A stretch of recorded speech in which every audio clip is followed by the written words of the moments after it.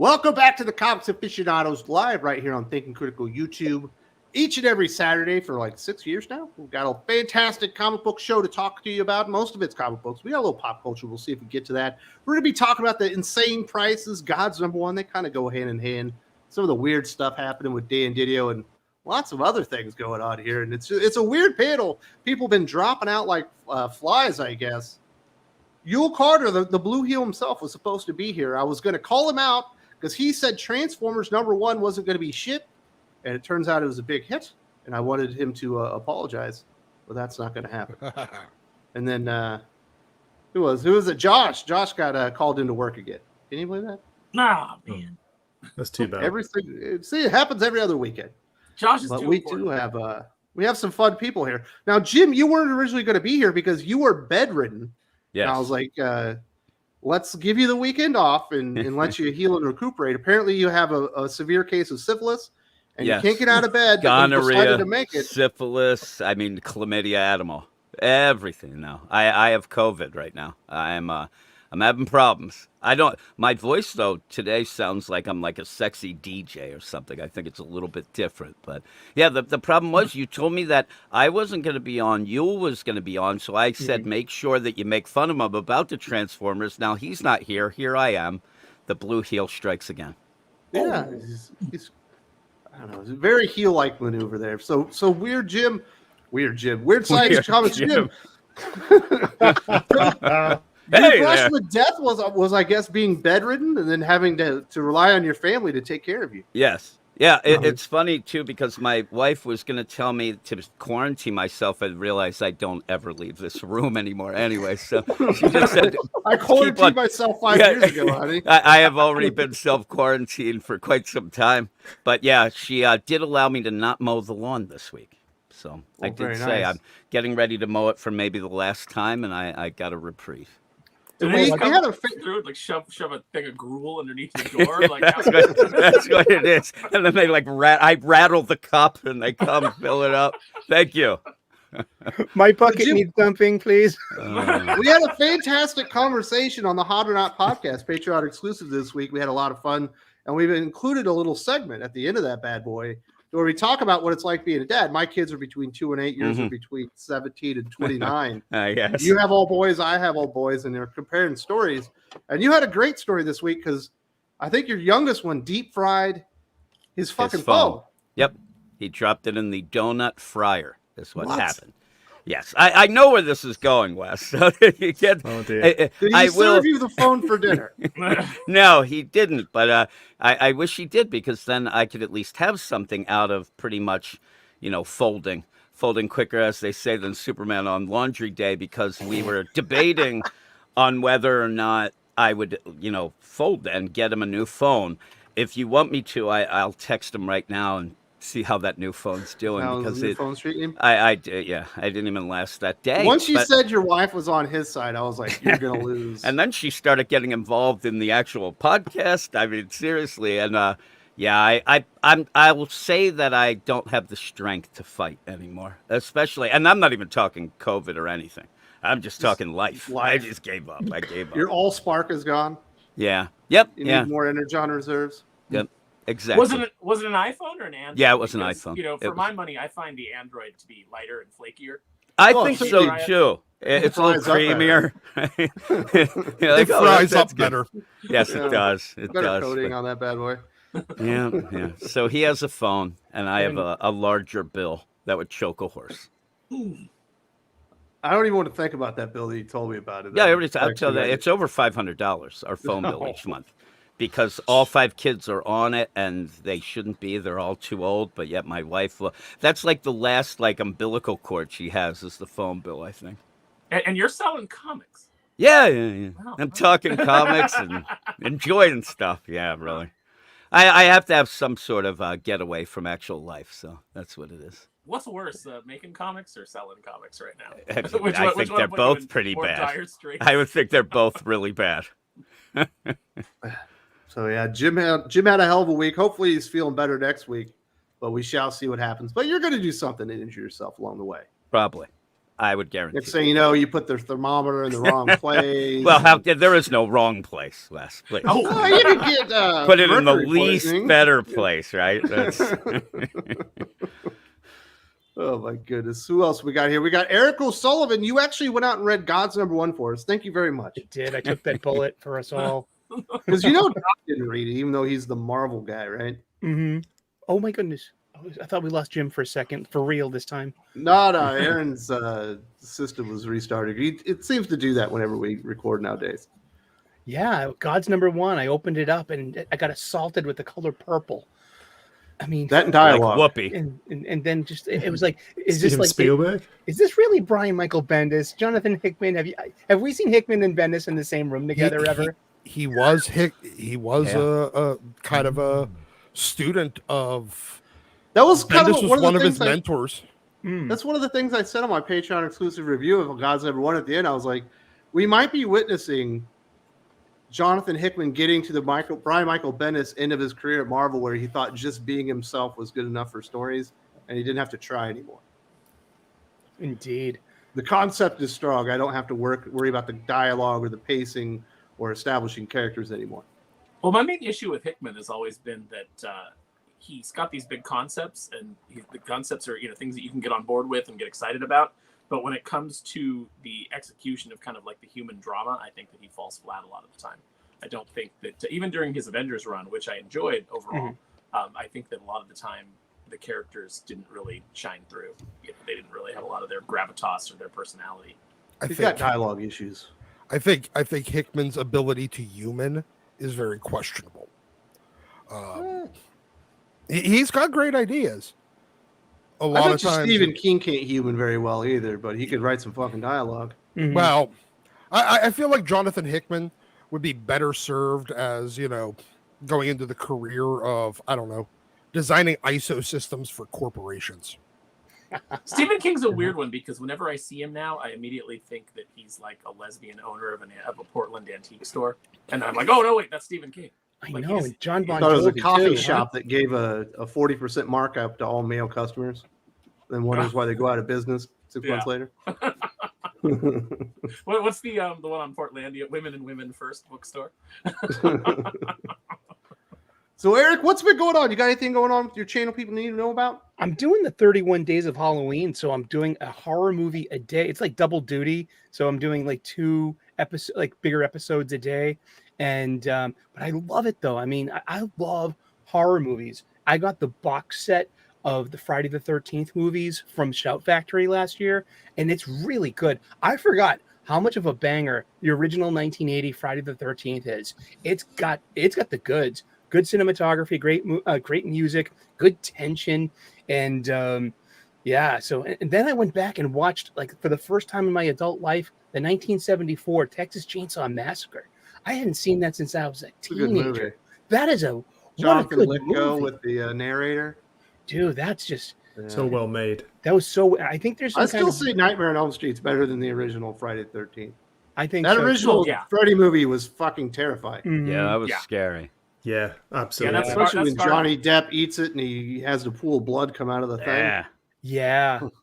That and I had surgery on Tuesday. I had a hernia. How are you bulls doing? Dude, it looks like a giant blueberry down there. Like a prune? Blueberry.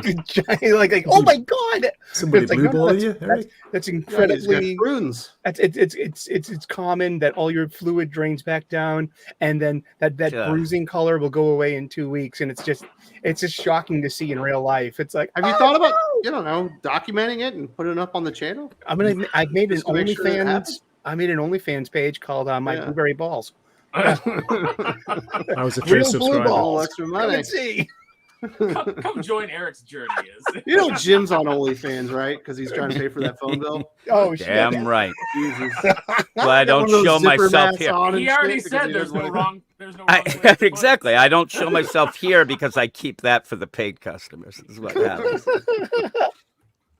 Oh my goodness! So we got Gray from Wakizashi's Tea House, obviously expat from the UK, living in Japan. How you doing, Gray? I'm doing well, thanks. Taking my time, colonizing the country. I'm a Brit, so I've got to do that. One household at a time. Yeah. Things are So good though. you've been Wes. enjoying Gotham more than me because I haven't really enjoyed it much, but you've been really getting into it. No, I've dropped Batman for the first time in a long time. Chip Zdarsky's he's just killed Batman for me.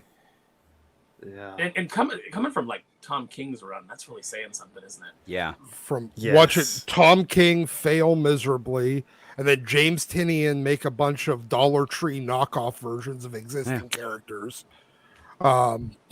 And now this. Yeah. I got Don't fooled forget again, guys. Joshua Williamson snuck in for a trade, and then God. he left. Yeah. I thought he started off okay. Wes, what about you? The failsafe thought arc it was was good. decent, until he started The jumping ending off sucked. the moon, and Yeah. yeah. Then it Oh, just I went don't off. Even Tom King, as much as we want to give him crap, there's no way Tom King would lower himself to write a co-write an event with Tini Howard. That's You know, true. No, he would have given the entire event to her. I don't think he would have. I think he sees himself better than that. How much say did I'm Chip pretty have sure in that, Tom though? King thinks he's fucking Alan Moore. Makes you wonder. Whereas Chip Zdarsky clearly thinks he's Scott Lobdell and he'll just, go write a book nilly willy with anybody. Mm-hmm. No, Gotta aim high, Tom Wes, King would gotta aim only, high. Tom King would only play second fiddle to his wife if she wanted to write Batman. Probably. And the memory of his dad who left him and things. My goodness. All of his trauma that we get to Yes. help him with every month. The voice. How's the channel coming, Wakizashi Gray? Everything going good? Got anything Yeah, good people need to know about? just slowly ticking along, doing about 2 comic book reviews a week, and do a live stream on Friday nights as well, called Wakizashi Waffles, Wes. Beautiful. Did you get a review Transformers #1 this week? I did, yeah, it's done quite well. Although somebody was having a go at me in the comments because I said that Orson Welles voiced Optimus Prime. I couldn't remember. I just thought, did he do Orson that? Welles? That was Unicron. Unicron. He voiced Unicron. Got a lot of grief Yeah. for that. You got to know. Yeah, gotta you know your shouldn't make references, man. mistakes like that in the geek crowd because they will crucify They you. will. They'll come for you. It's all Crucify. gotcha moments, yeah. You're lucky you outed yourself on that one in front of Aaron because if you actually said that, with thinking it was true, he would have eviscerated Killed you. Would I have got- been my booted blood off the pressure went stream. up. Like, He doesn't Oh, play no. around with like Transformers history. I know some things. How you doing, Aaron? You got the Saturdays off. I'm good to have you here. And Yeah, the I'm beard, excited you to- did not trim it.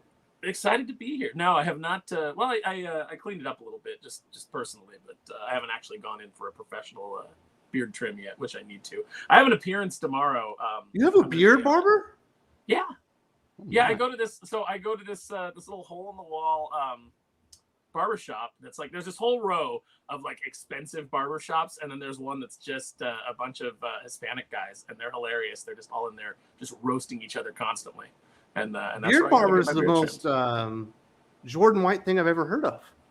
trimmed. Well, I don't go in and get the ooh, look at me, yeah, I'm You so get the fancy. waxed? I'm on a unicycle and I'm playing a ukulele. I'm delightful. I don't do any of that. Some pomade. I got a violin motion for the ukulele, so that shows you how little I know about about that sort of thing. But yeah, no, it's great to be here. I'm excited to be on the Aficionados more often. Get to Yeah. hang out with everybody. Having a good time. Did you finish watching Ahsoka? Because you are forcing me to talk about Ahsoka on our You're forcing me to Patreon watch podcast. to watch the finale, and I had no interest in the show, and then you're like, "Well, I watched the whole thing." I was like, "Well, if you've already watched the whole thing, I guess we have to do a review." I didn't want to. It's just something that happened. It's But like yeah, when we're the gonna- lady's we're like, gonna "I didn't review it." mean to cheat on you. I just fell on him." Yeah, it was exactly It is- repeatedly. No, it was as I explained on our podcast. I was at a friend's house and he put it on. And we were hanging out, and then I was like, "Can we watch something good?" And he was like, "I got to catch up on this for like whatever reason. I don't know why." And so I sat there and I suffered through it. Transfixed to the television. Yeah, I mean, we'll give our review. It's I mean, I don't know transfixed as much as just mesmerized because it's so monumentally How boring. slow is it, Aaron? So slow. It's so slow. And the only time that like you're even engaged is when Ray Stevenson comes on screen. And you're Yes. like, oh, this guy's, he's going for it. He knows he's got a terrible Still better script. as Punisher. Yeah. Oh yeah. Oh, yeah. Or Volstagg. But he just gets wasted in everything. Like, they never did a Punisher follow up to that because it didn't do well. In Volstagg, Taika Waititi just basically executed him, and then Thor never Off even mentions screen. it. Yeah, never even mentions it. It's so he never really got his due. And then the fact that like the last role that he's in is going to be this, at least he's delivering, because the show overall is just it's just typical Disney Star Wars. It's we'll do a review of it, but just real short. It's basically like if you were like, hey, I like Lord of the Rings and I like medieval fantasy and I like basic D&D adventures. I wish I could get all that in my Star Wars. That's what you're getting. Sounds great. Really appreciate you forcing this shit on me. Well, you made me watch Snake Eyes, my friend. That was your idea, wasn't it? No, you. Oh. It. We've got it in 4K. Snake Eyes was pretty bad. It's pretty We'll rough. see what happens with Ahsoka's Ahsoka. worse. Ahsoka's worse. All right, last but not least, we do have Doc, the man that's been a mainstay on the channel since we started up. How's everything going, Doc? I am wonderful. So we're reviewing X-Men 27, something like that. Yeah. I hadn't read an X-Men comic since we reviewed that Girls Night Out issue, I think over a year ago. I think we went an entire team without reviewing a comic. Yeah. I dropped it. I don't remember. Around the time that, honestly, it feels like it was around the relaunch. Like, I don't think I got more than like 5 issues. I don't even know if I got reviewed the last issue. We Yeah, did was yeah. that finale of the that first or girls' second night where they were out on the fucking casino. the casino and they just made fun of Gambit and Yes. and they just dispatched one of the big villains that was that was set up to be a major new Cordyceps, villain of the X-Men, that fucking mushroom headed guy. Cordyceps. They just like summarily got rid of him in like 4 pages. But this comic book has a better cover, Doc. Yay. We've got Cyclops being crucified with his eyes, sewn shut, with little pieces of energy kind of radiating out, and him screaming in excruciating pain. So it looked like it had promise. Yeah, no. Look, We'll review it tomorrow. we'll review it, but I can guarantee it does not have promise. And the reason I know that is because Jordan White edited it and Cullen Bunn, Generic Duggan, wrote it. So, All right, Aaron, you've been called out. You've been mano a mano by Tevye Smoke. He says, I thought you wanted something different for Star Wars. Why are you complaining about Ahsoka? Oh, because I still want something good. But different does not equal good. And Who said they wanted not Star Wars? I I just didn't want real Star Lord Wars of the again. Rings Star Wars. Yeah, I just want Star Wars. I don't want Disney Star Wars, and unfortunately, that's what I keep getting. And with Filoni, we'll get into it with the review. I don't want to take up too much time with it here, but it's just his vision for Star Wars is not.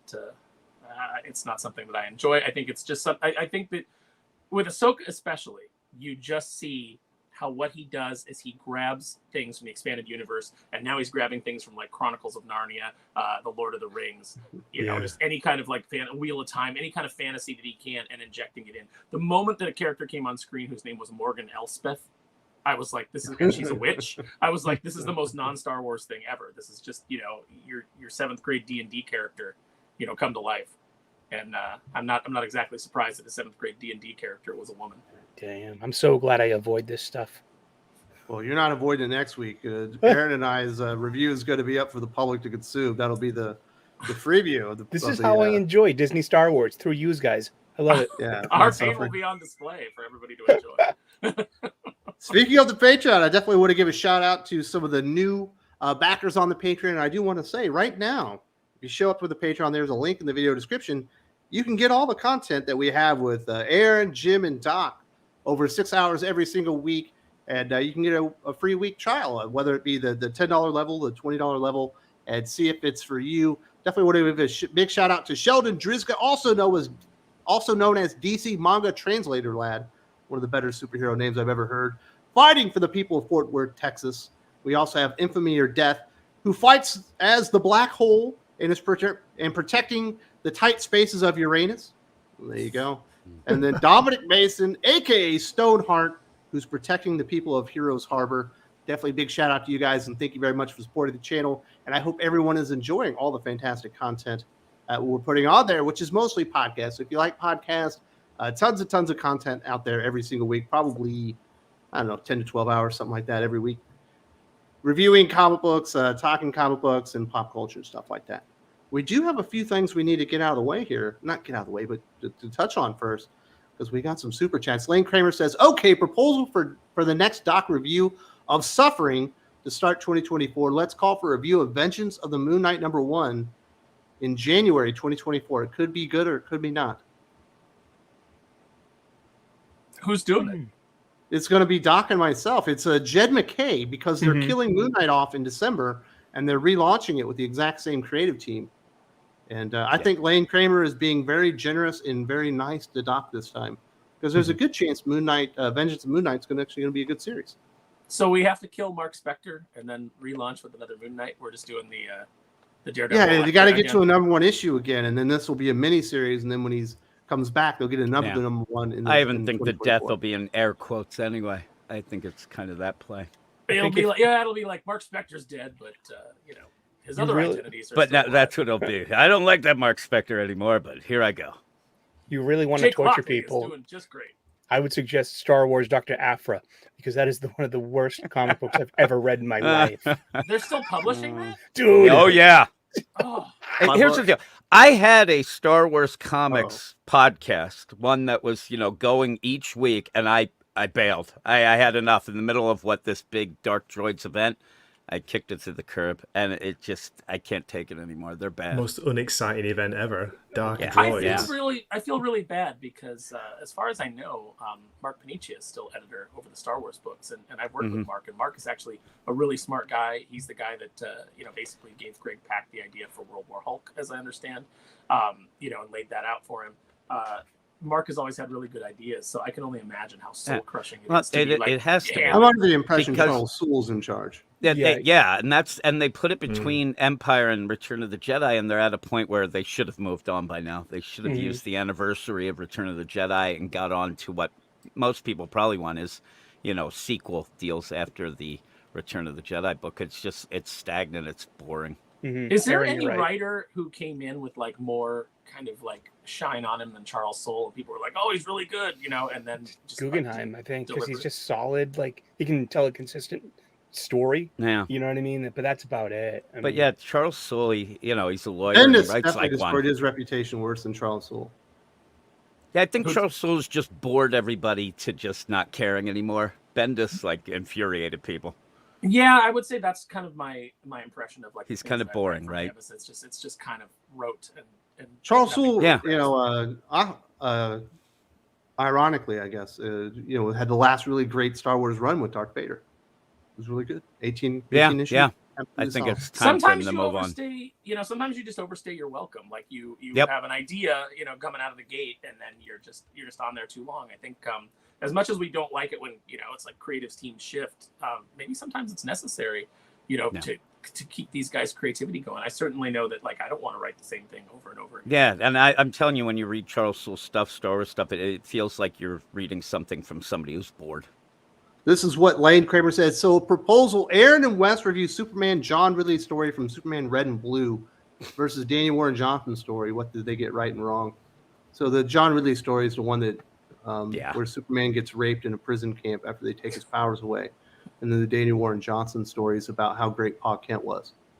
I've already done that video. And the comic book is 2.5 years old at this point, right?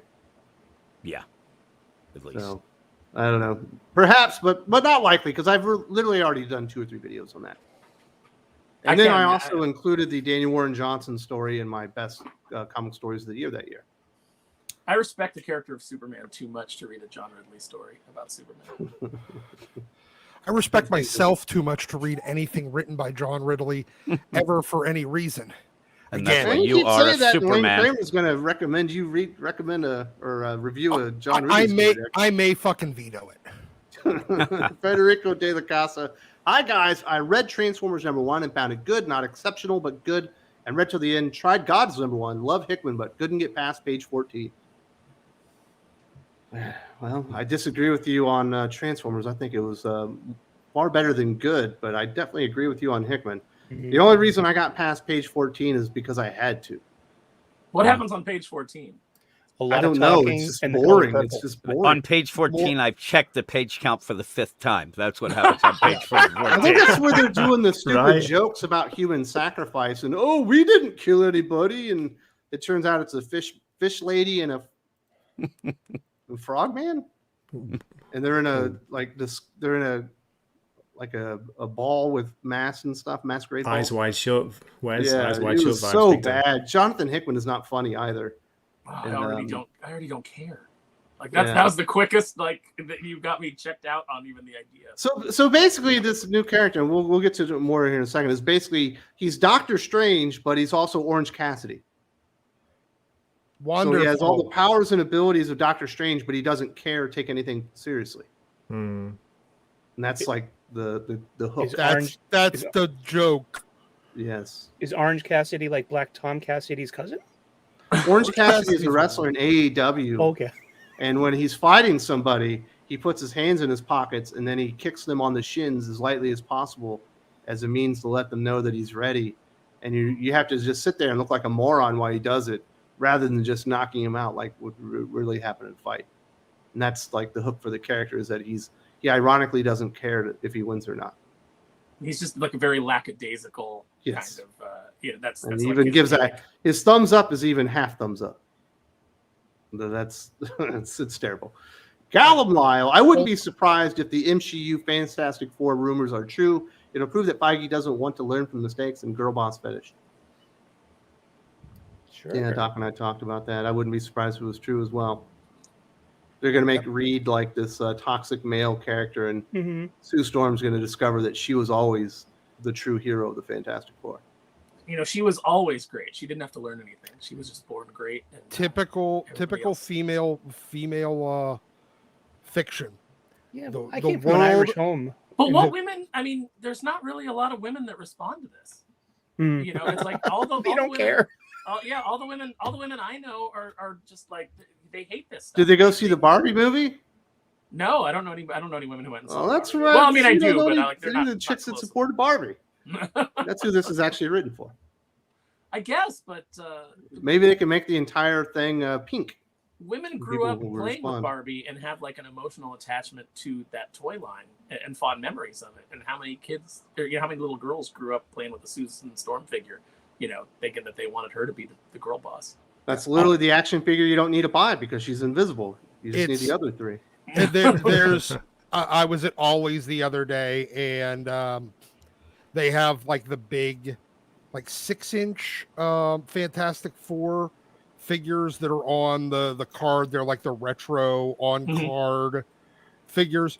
There was like 10 of Sue Storm, 0 of the Thing, Of course. 0 of Mr. Fantastic, and like 2 Human Torch.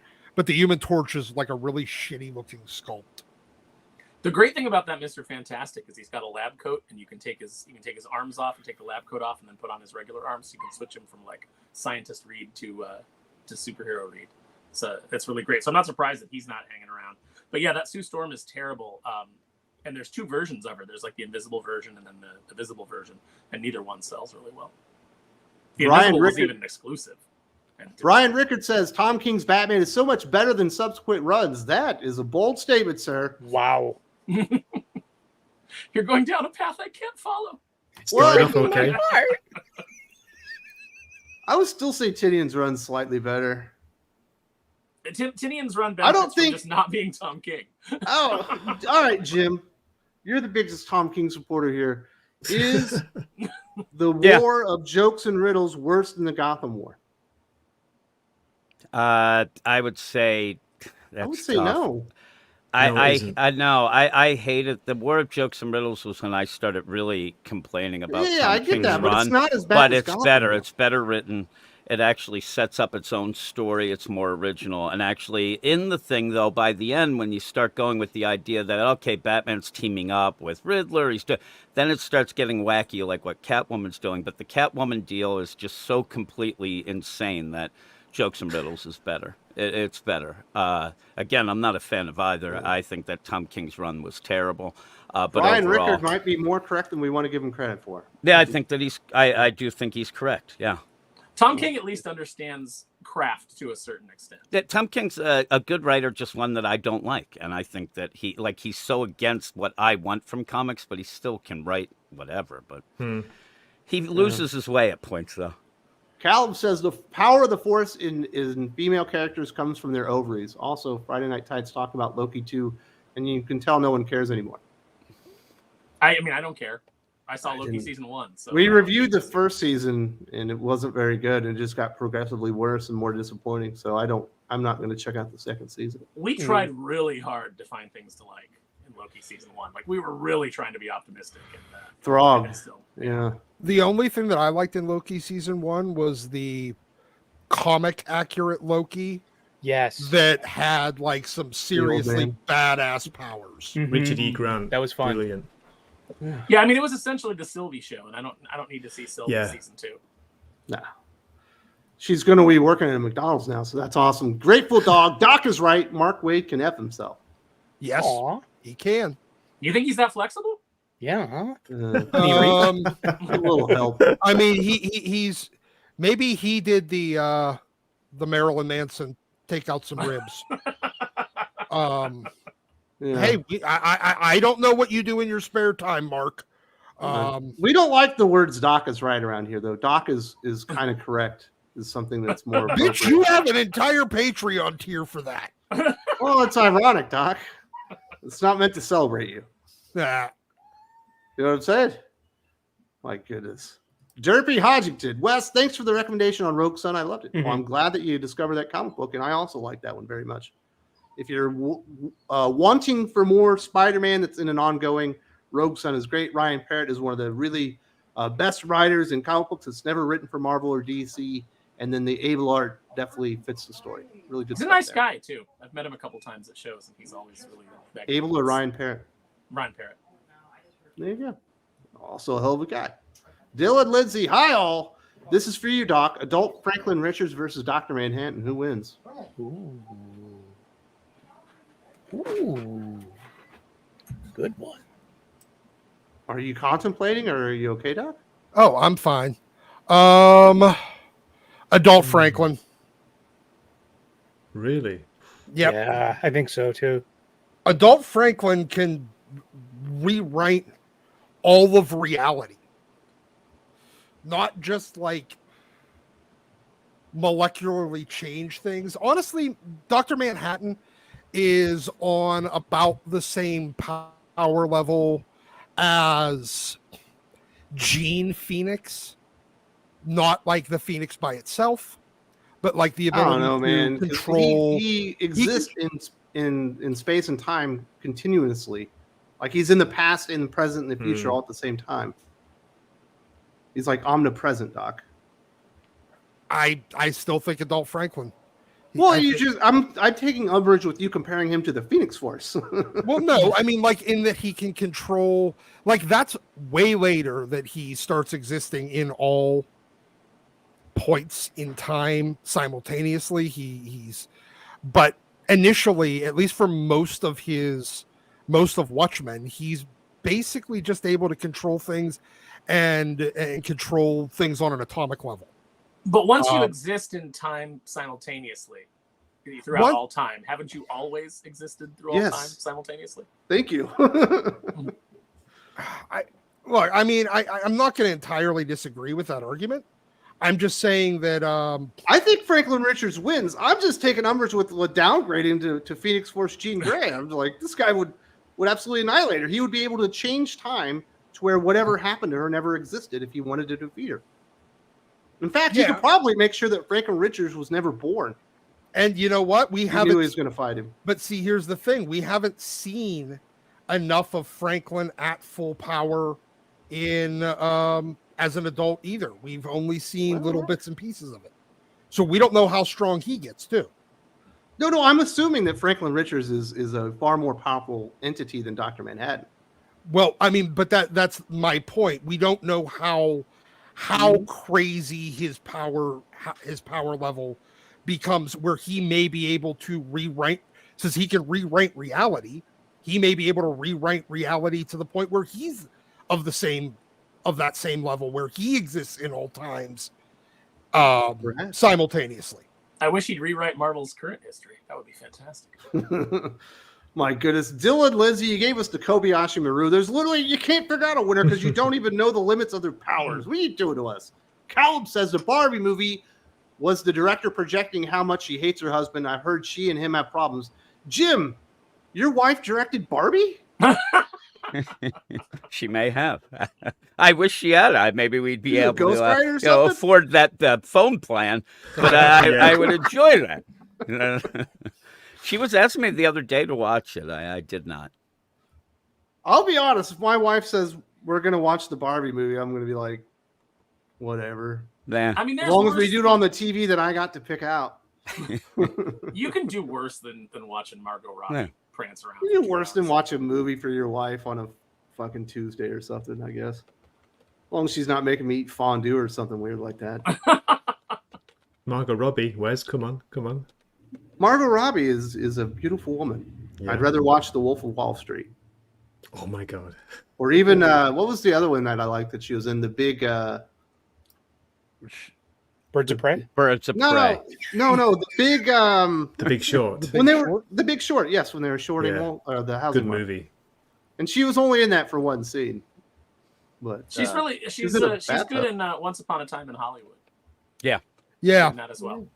I watched Oh that yeah, the other Sharon night. Tate. Yeah. I just watched Suicide Squad, the Suicide Squad the other night. The James Gunn. The Suicide Squad? Yeah. It's an entertaining movie. It's Yeah. got some chuckles. Yeah. And they it's, made Polka Dot Man seem cool, so job well done.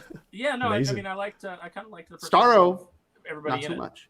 Yeah, the only thing I didn't love was, the fact that now, granted, it's a very tortured and probably mentally ill version of Starro that we get in that movie. But yeah, the only thing I didn't like was they killed Jai Courtney in the only role I've ever liked him in. Yeah. Well, Dollar my favorite Store. part is when John Cena's Peacemaker says that he loves peace so much he will kill everything on this planet to keep it. I like when Pete Davidson died. That was pretty good. Oh, that's Well, the best yeah, part. absolutely. Yeah, That was James great. Gunn knew what we wanted. As soon Yes. as he put Pete Davidson in the movie, he's like, The- what do the people weird want? They thing wanna is see this guy get his He face gets blown his head blown off and probably still dated 3 hot ladies after that. That would piss me off. Is he like who was the blonde guy that was always with the Chris Farley movies? Is he the David David Spade of his Spade. time without David any Spade. David charm or Spade, maybe. charisma? No, David just Spade's like way huge more- Fucking junk. Pamela Anderson, and you're like, really? Yeah. David Spade, huh? There you go. Pete Dylan Davidson Lindsay hasn't says earned what Orange David Spade Cassidy earned. is a treasure, Wes. He's fun to watch. I Mhm. disagree. I think it was fun when it first came out and it was fresh and you hadn't seen that and it was like, oh, that's kind of funny. But I think it's worn out its welcome.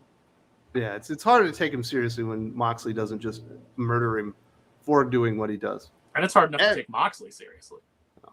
Moxley is great. RBD Leathers, Tom Queen's books are good for starting campfires.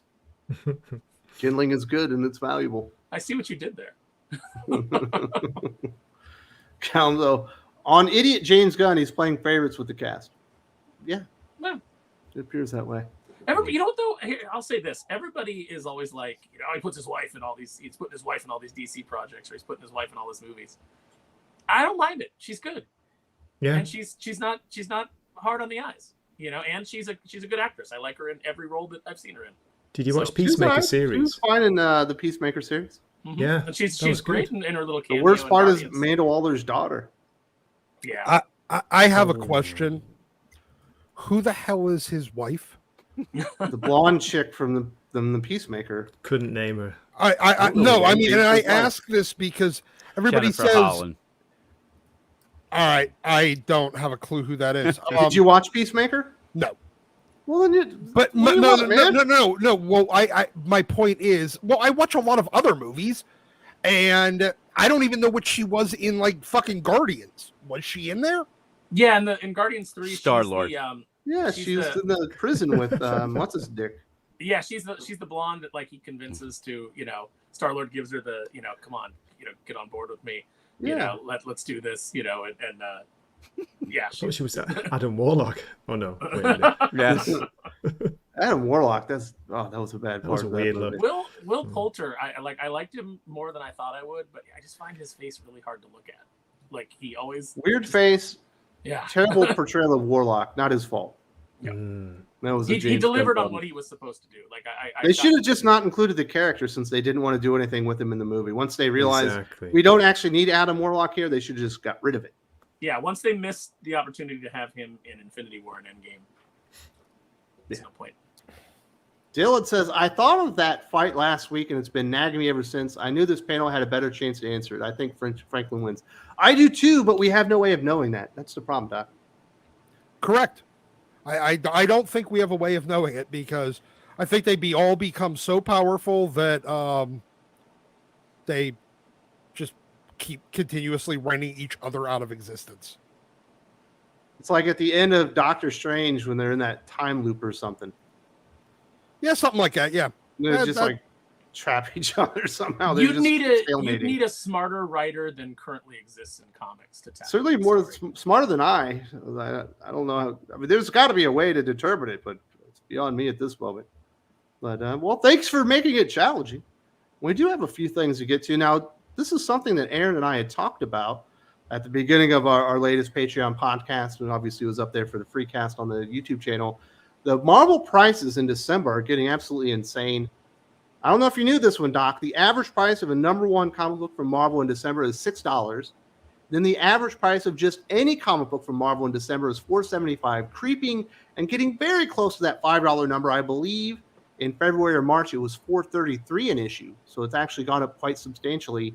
And of the 65 comic books they're releasing in December, Doc, only 30 of them are $4. Over half the line is $5 or above now.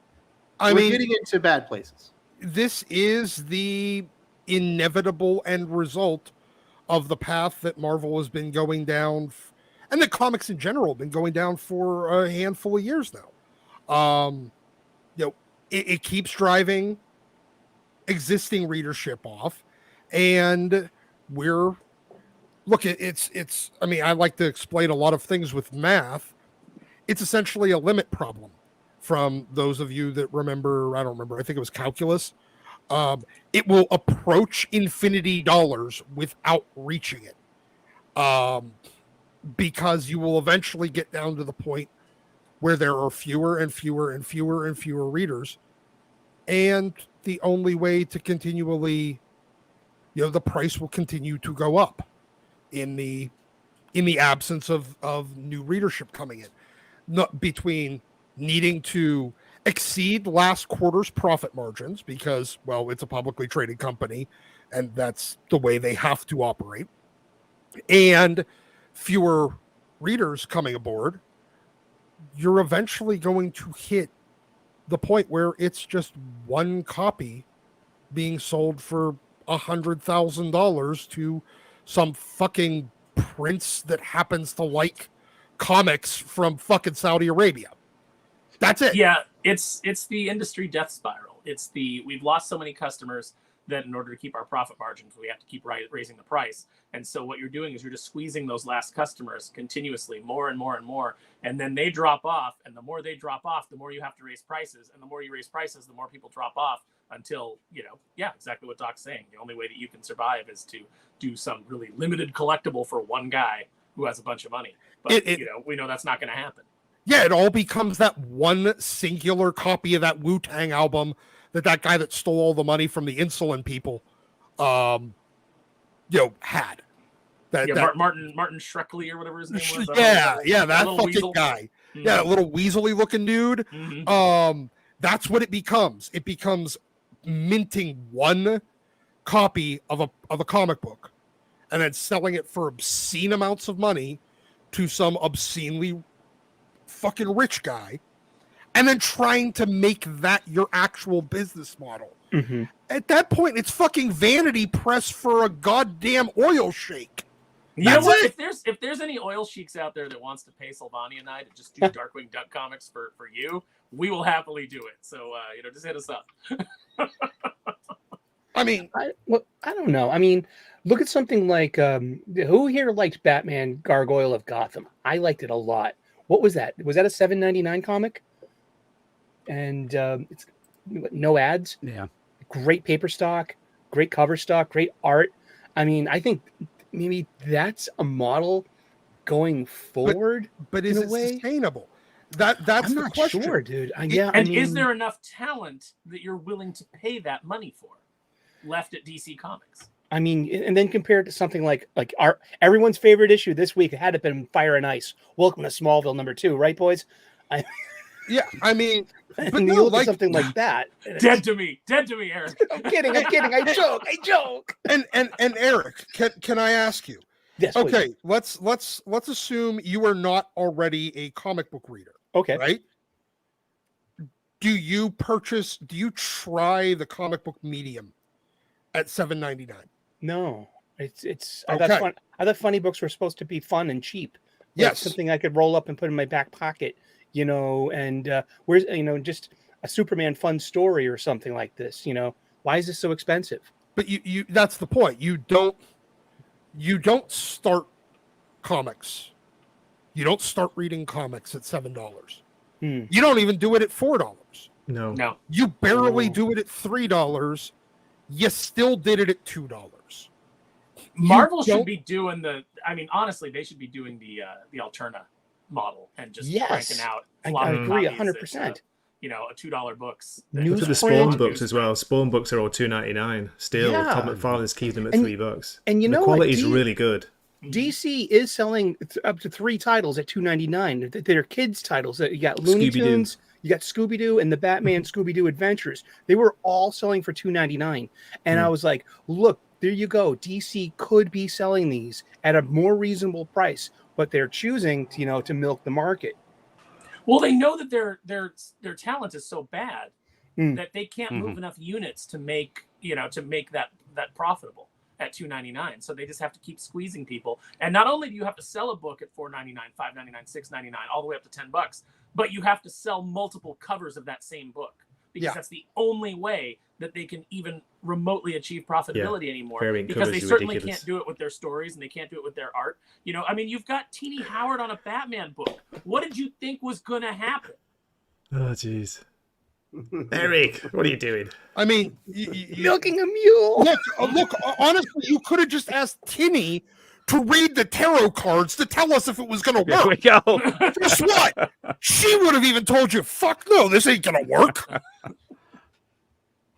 I don't The know. first card is Saturn death, is in and the the second the card window is of death. Jupiter right now. In the house of the In moon. the house of that, yeah. Well, she's LARPing. She might be doing that too now. Yeah. I love how entertainment has just been infested by people that think they're witches.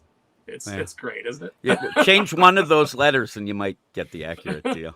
Did you Yeah, see you you know can't what? have In Dungeons fairness- and Dragons witches anymore because it infringes on people's real religion or something? Really? And druids. You can't go in and yell, "What up, And they witches?" want to get rid of You can- druids? Hey, remember, this is the Dungeons and Dragons is a thing where while you're going through poor terrain and sometimes have to cross chasms, there's people in fucking wheelchairs.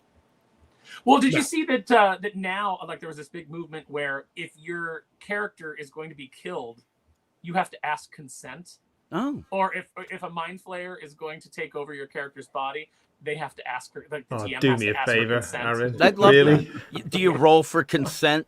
That's No, crazy. you don't roll for It it. said, have to- "Fuck have you. to ask You're it. dead." Yeah, Yeah. it's like, you know what? This isn't the game for you then. No. You Bunch know? of I don't know, reasons. man.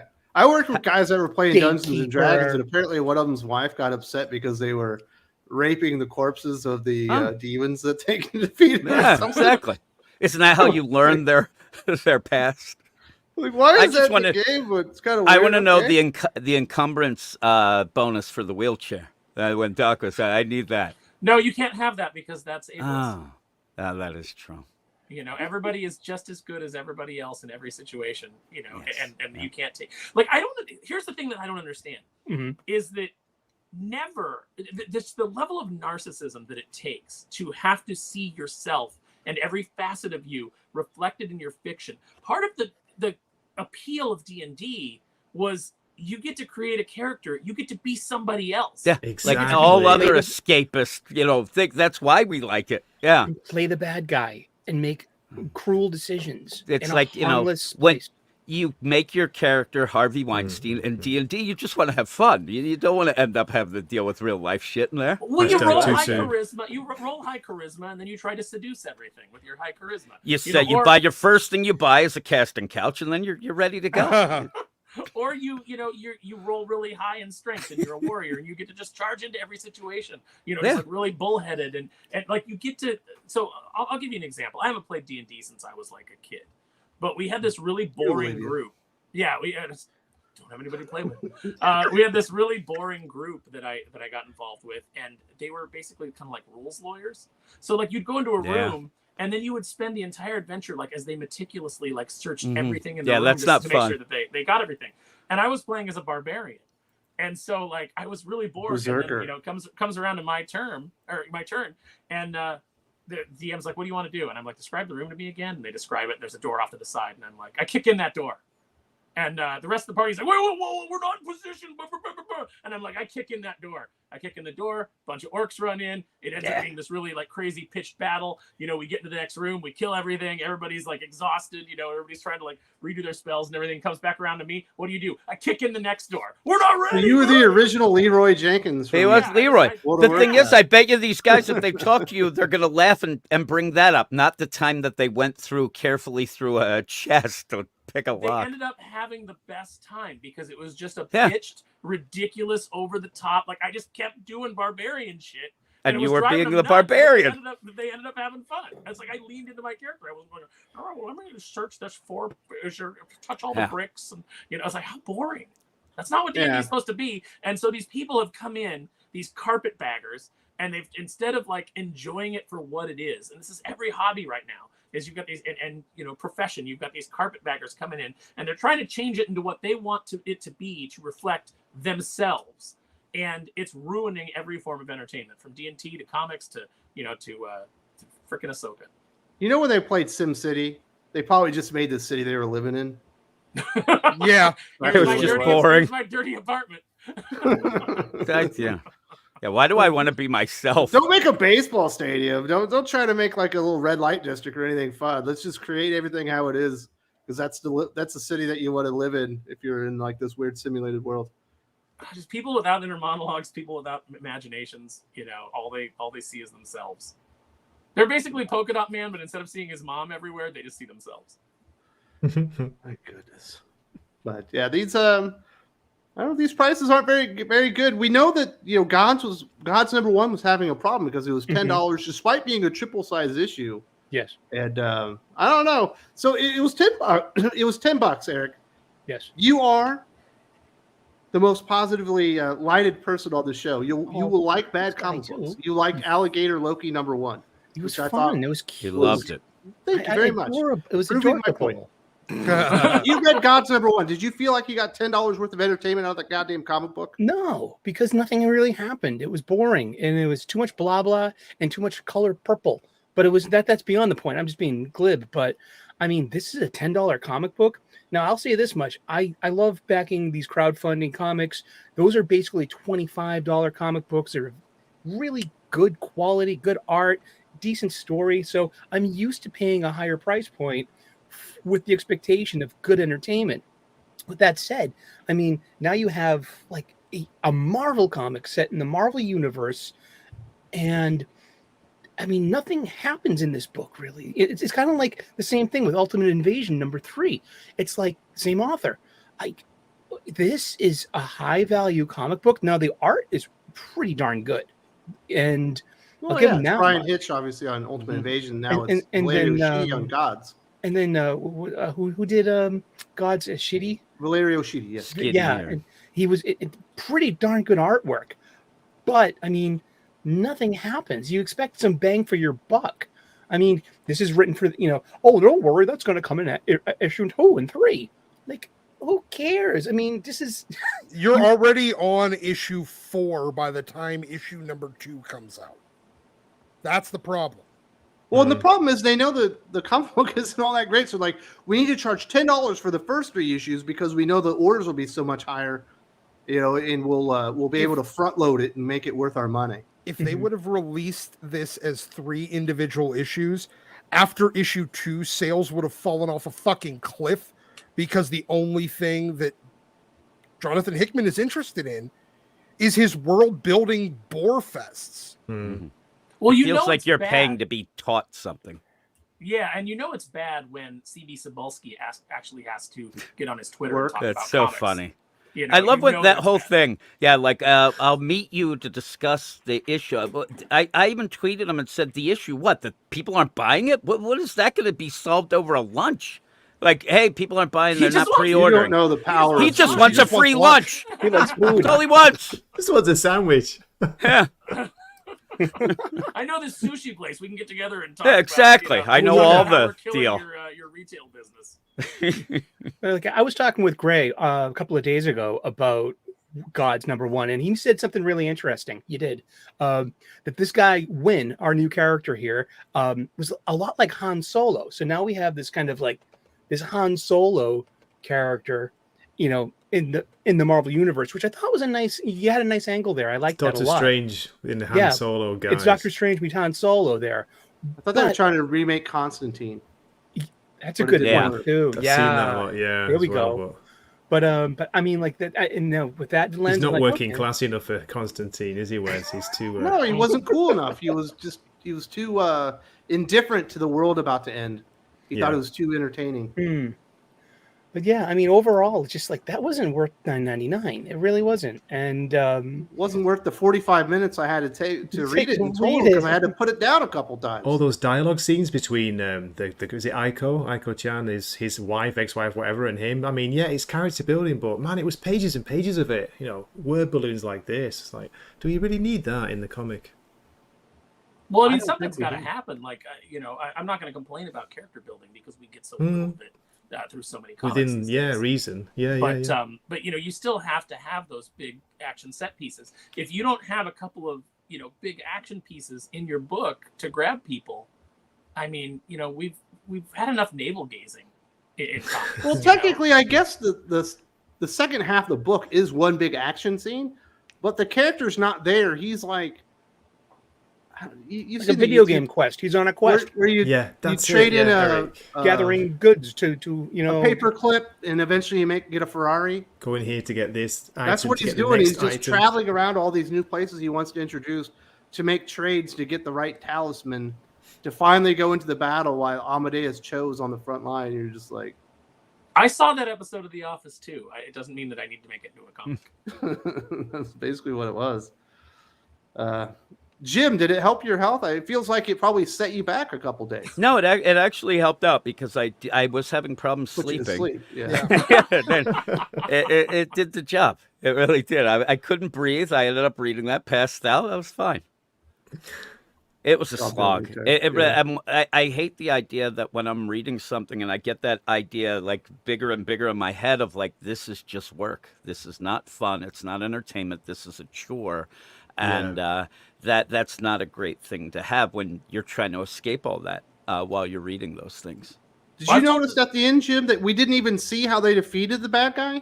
Yeah. No, He just didn't curb show stomps it. the one dude that's like his lackey or whatever, and then the next thing you know, they're in another location. You never even see how they Nope. win. Because I they're love the only idea, like, interest- if you were like, man, let's go play gods, and then what you do is stand in the hallway and talk for about 3 hours and then just quit. Just Because- go home. Look, these people aren't interested in superhero comics. The superhero part is the inconvenience to them. That's the He's problem. always written pretty good stories, especially in Yes, Marvel. but he's not interested in superhero comics anymore. He's interested in world building and being some, building your ISO program. He should do some D&D.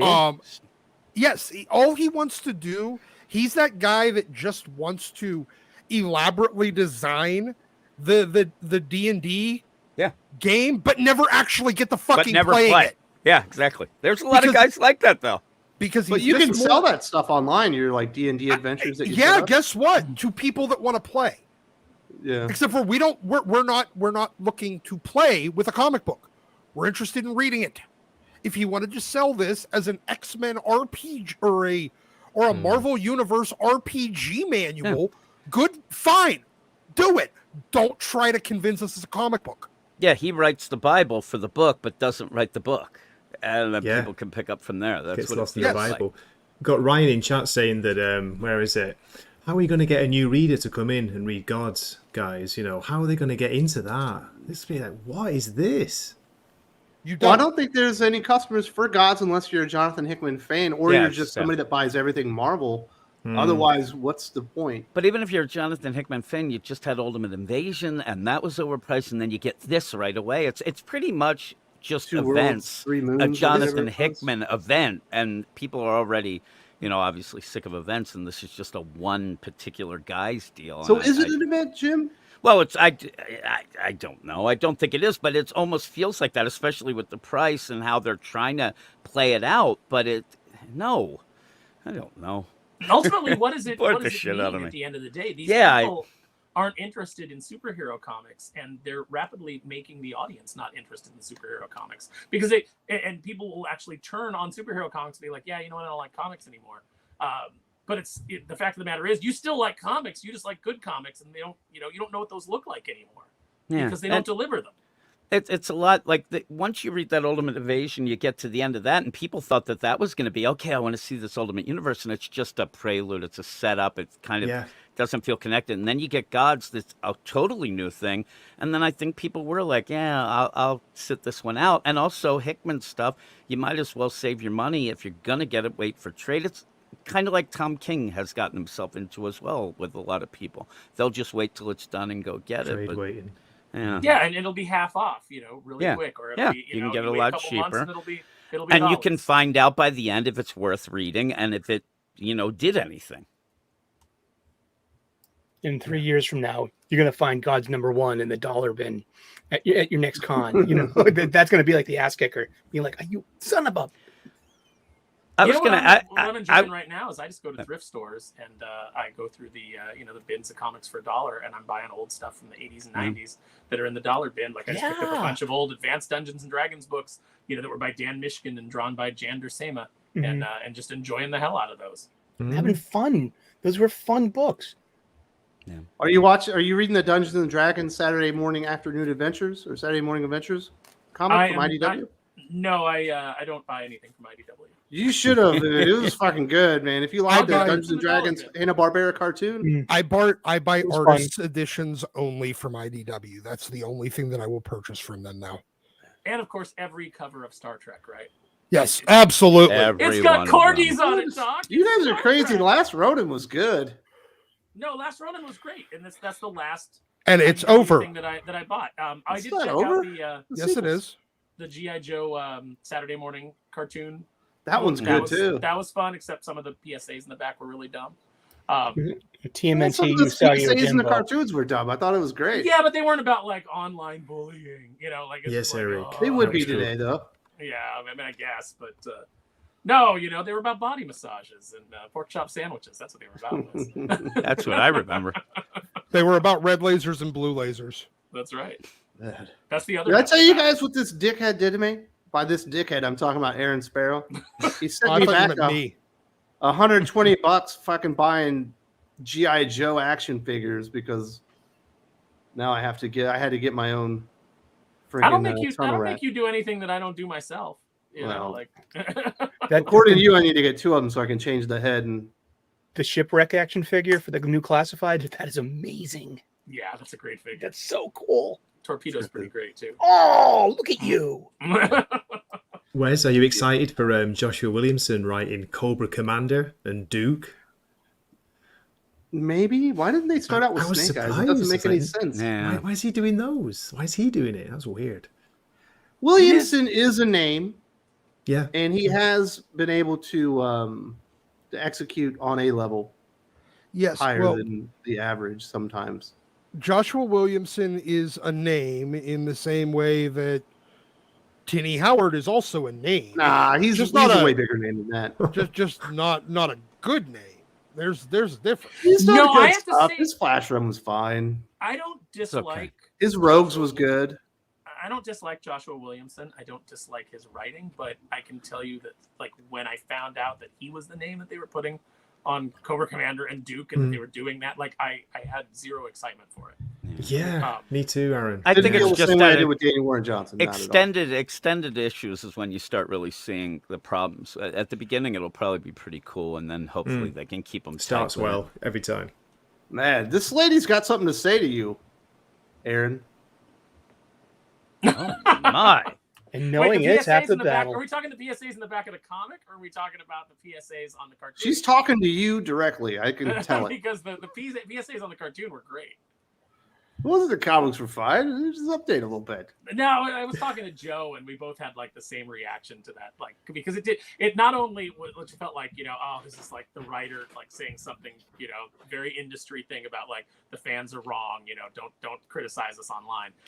It felt very much like that, but it also didn't fit the structure of a PSA. Like that one was really ham-fisted in particular, which is why Who says anything bad about Eric Burnham?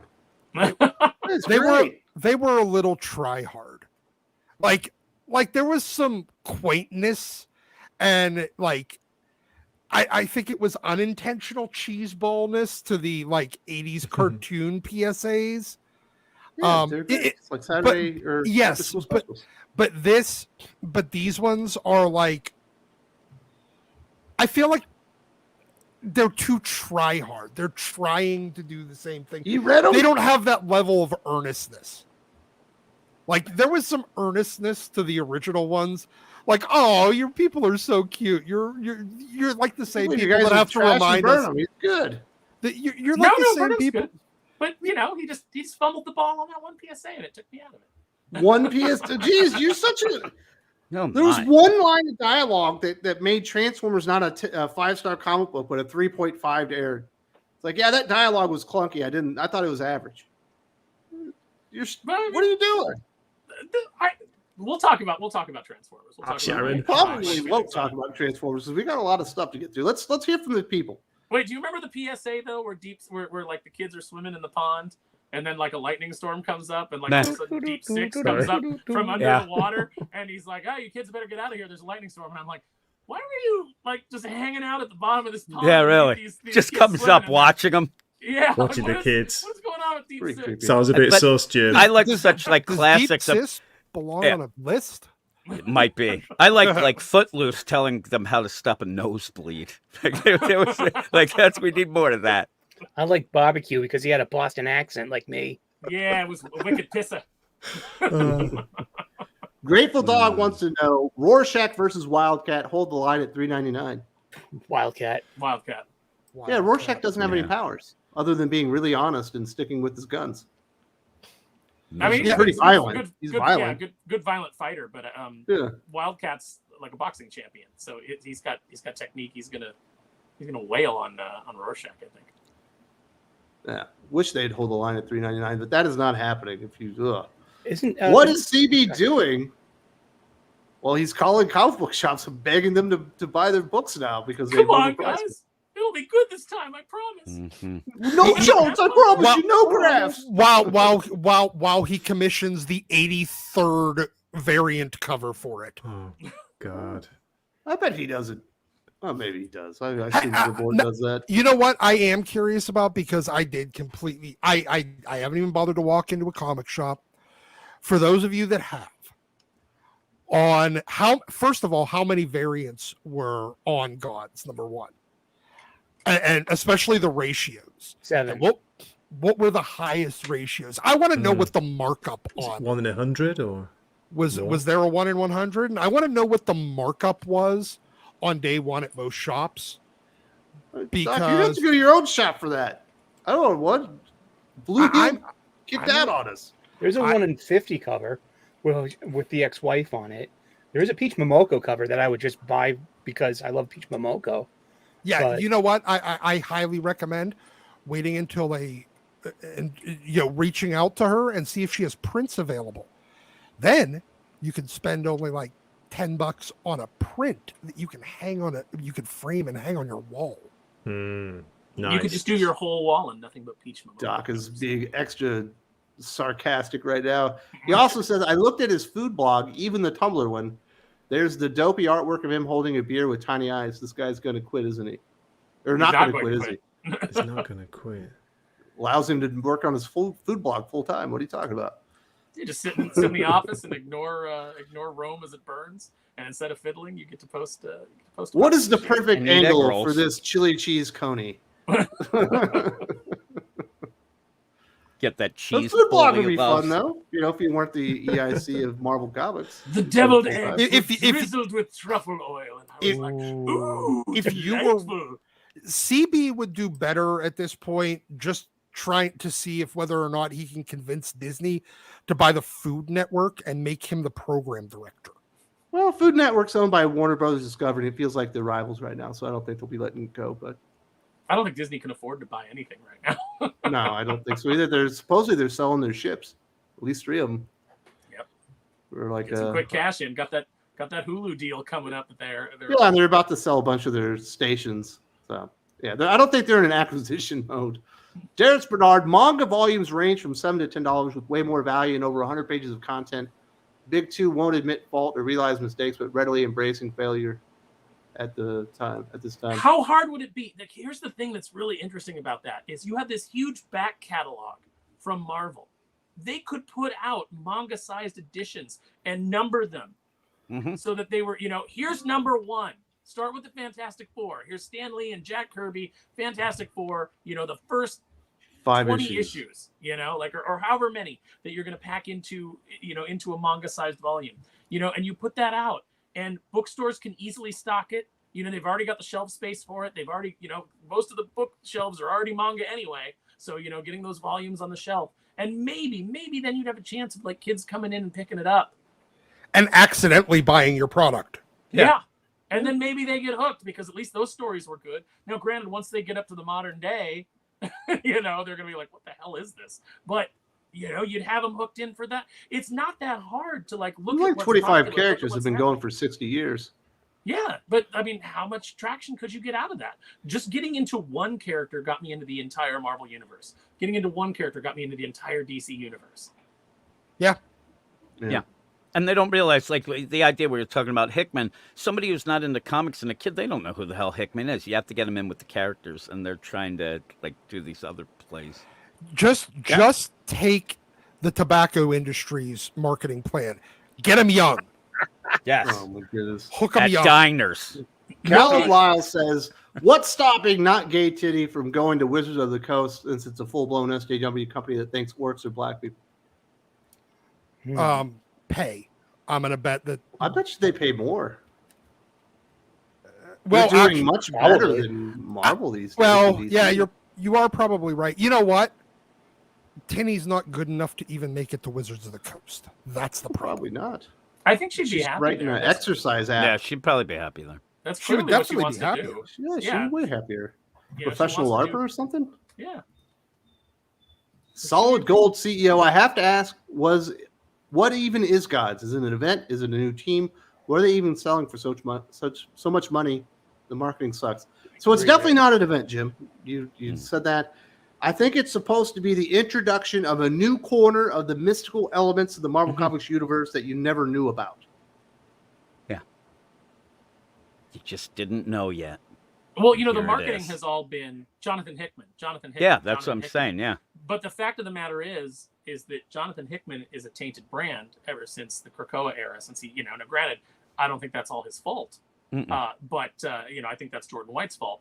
But it still has tainted his name with fans, and it's not enough to get people in the door anymore. There's not really anybody who, we've kind of like pivoted to these writer personalities, like, oh, this person's going to be on this book, but there's not that many people that can sell that on the cash of their name anymore.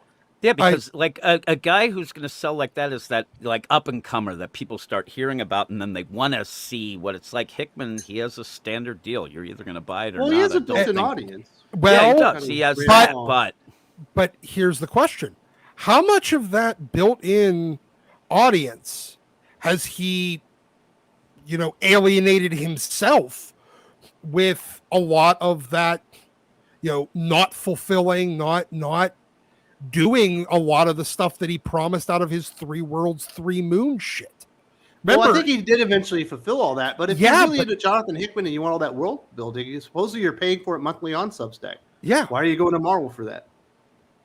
yeah. I mean, if all you want is world building the comic or just world building, there's no point in going to Marvel for that. You're interested in whatever, other machine that Jonathan Hickman's going to design this month that he's never going to do anything with, that he just thinks is a creative idea, and there will be no stories told with it, but it'll be a new concept. And even if you still trust Hickman, you don't trust Marvel. So it's like, oh yeah, you can bring in Jonathan Hickman, but you did that on X-Men, and then you screwed it up, and you brought on a bunch of hacks. Well, and he eventually left. So why do I think this will be any different? In fairness, he brought on a lot of hacks that then outvoted him, and he quit. So, well, I mean, even if so, but your point remains. They outvoted the architect of the entire storyline. That's the thing that's just baffling, that they had a vote. Yeah. That like Jordan White was like, well, this is a democracy. And if everybody just wants to, just keep telling stories where people are just hanging out on Krakoa, that's what we're gonna do. Yeah. I mean, but no, your point is valid. Like you expect that it's just going to end up being, it's going to fall apart at the end. And even whatever he decides to do, even if he's a terrible talent evaluator. So whatever people he brings in to carry the ball after he's done with his little mini series here, they're going to just shit the bed anyway. So why bother? Yeah, there's no point in investing in it. And there's no point in investing in Marvel as a universe anymore. And that's really the big problem. Yeah, they do like to do the reboots. Internet guy says, issue is more dog shit writing than price. Wouldn't buy Big Two garbage at any price. Have paid more for manga on Kindle, but there's least quality. And I do agree with him on that one. I've definitely seen people pay a lot of money for comic books with better quality. Like The Last Ronin, I believe, was $8. And it was only 48 pages or something like that, at least the first issue. And they were certainly overpriced, but it was a concept and characters with writers and artists that I like, so I didn't feel all that bad. It felt substantial, too, when you picked it up. That's another little psychological element of comic books. We used to say, like, does that comic book give good hand? Which was when you pick it up, does it feel substantial to you? Does it feel like you're getting your money's worth before you even crack the cover? So I pick my wife. Yeah. I was recently listening to a wrestling podcast, and they were talking about Mid-South in the 80s, and the dude from Memphis had come down, and he was talking to the booker, and he's like, where's all the blowjobs? And he was talking about the women. He's like, you have no women in your audience because you have no men with sex appeal. He's like, you got to bring in the Rock and Roll Express. Like, that's a weird way to put it. But good hand is just as weird. It is, but at least we're not being sexual when we say that. When you go to the Mid-South Wrestling and you ask where the blowjobs are, you're that's a very different animal. Oh goodness. But yeah, I think people will pay for quality. Absolutely. Lane Kramer. So any One Piece guys here? First season live action was good. Do we actually believe by later seasons when OP gets super sexy, the live action will? All right, you're the guy in Japan, Gray. This is your time to shine, sir. Believe the later seasons will get OP'd. It's Netflix. No. When One Piece gets sexy as the characters grow older. I think that's what he's asking. I don't think there'll be a chance of that. Well, would it be the Netflix? Well, they're playing in 12 seasons, they say. I don't believe that. Netflix, no chance. Season. Yeah, like they're usually 3 seasons and out, and then if you get... I really hope there's not a drop-off with season 2. I hope it continues to be good, because it's actually good. What's going I enjoyed on there, it, yeah. I enjoyed it. Gray thinks it's super sexy now, he told me. Did you really say that, Gray? No, they keep Nami too covered up, unfortunately, for my liking. But, I just said... Did you think it was sexy enough, Jim? Sexy enough, yeah. No, it was good. It was good. I agree with Aaron and Gray. I don't think it gets that long, going. I think that it's pretty popular. It's really good, but it doesn't feel like something Netflix is going to have around for 12 seasons. But yeah, I'd love to see something actually. Be awesome. It would be cool. Successful and maintain a high quality level and actually go 12 seasons and not peter out and that'd be awesome. A bunch of stupid activists come in and ruin it. They That had would be good character fantastic. development. So, Didn't they, I- Aaron? It was fingers really crossed. good. I have sincere doubts that let's say it remains popular. All the actors are going to want too much money by the time it hits season 6. Unless they already signed them for 12 seasons, which I sincerely doubt. Yeah. Because that kind of financial obligation to them would be absurd. So they either signed them for 12 seasons already, in which case, or they didn't. And by the time it becomes clear that it is successful enough to get 12 seasons, the actors are too expensive to continue. And they end up, swapping. They just do, replacement versions of the characters, and you end up with Marvel. The creative team will also change behind the scenes, and the problem for One Piece is that it is hugely successful, so it is now a target, and it is going to be the target of the activists that want to come in and change Exactly. it and make it a vehicle for the message. Critical nodes and infrastructure. Oh my goodness, this stuff again. Lane also says in a diss to Aaron, did you see MJ and Spidey too? She has Aaron's cheeks. Oh, That's a I don't know. compliment. She if looked that's- much more like a Karen than an And MJ, his didn't she? beard. She looked like your run-of-the-mill chick that you see at a Starbucks. I thought she looked like a bank teller or something. Yeah. It is the most Kinda weird. bland-looking broad I have seen. Bennigan's waitress. Yeah, honestly, no. The Bennigan's waitress Bennigan's is got higher probably standards. they got higher standards. It's Oh, literally Applebee's. yeah, maybe Applebee's. Applebee's, yeah. But just some bland. You're talking looking about broad. Golden Corral, Doc. Come on. Ooh, Similar. that's pretty good. My friend Mike's mom used to call me Puffy Cheeks. That was her nickname for me. Her Did she term. come over to you and just take Till your she cheeks all the died. time? Yeah, I was just like, oh. Look That's at why I have the the beard, face. man, because otherwise I just look like a big baby. You kind of look like Santa Claus with but bald. Thanks. Yeah, who's to say Santa's not bald? Yeah, Look you like never see Santa. under his hat. Put the hat on. It's why he keeps the Christmas tree up for months and months. Absolutely. Mrs. Claus gives good hand. Oh God. We're in. Cal Blyle says I asked CB on his Instagram about does he care about comics, and he blocked me. So there's my answer.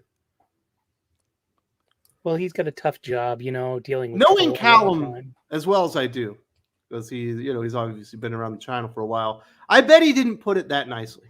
No, I'm gonna go with Mr. Paul Sobolski, do you care about comic books? I don't think it went that way. I think there's more insulting to it. You know what I mean? I'm gonna bet it started with "you fat fuck" Yes. or something along those lines. You fat sushi eating fuck. Do you even care about comics these days? And then maybe he blocked you. But hey, it's Calvin's story. Maybe that's exactly what happened. He was like, "Do you even care about comics?" He was blocked. No, it could have happened. Rate that 7. I've been saying for years that Hickman writes boring talking head superhero comics with lots of plants and chart graphs. Yes, that's been my take on him since fucking Shield. The Shield stuff was good. It was my point was that was still all it really was bland, boring talking heads comics with charts and graphs.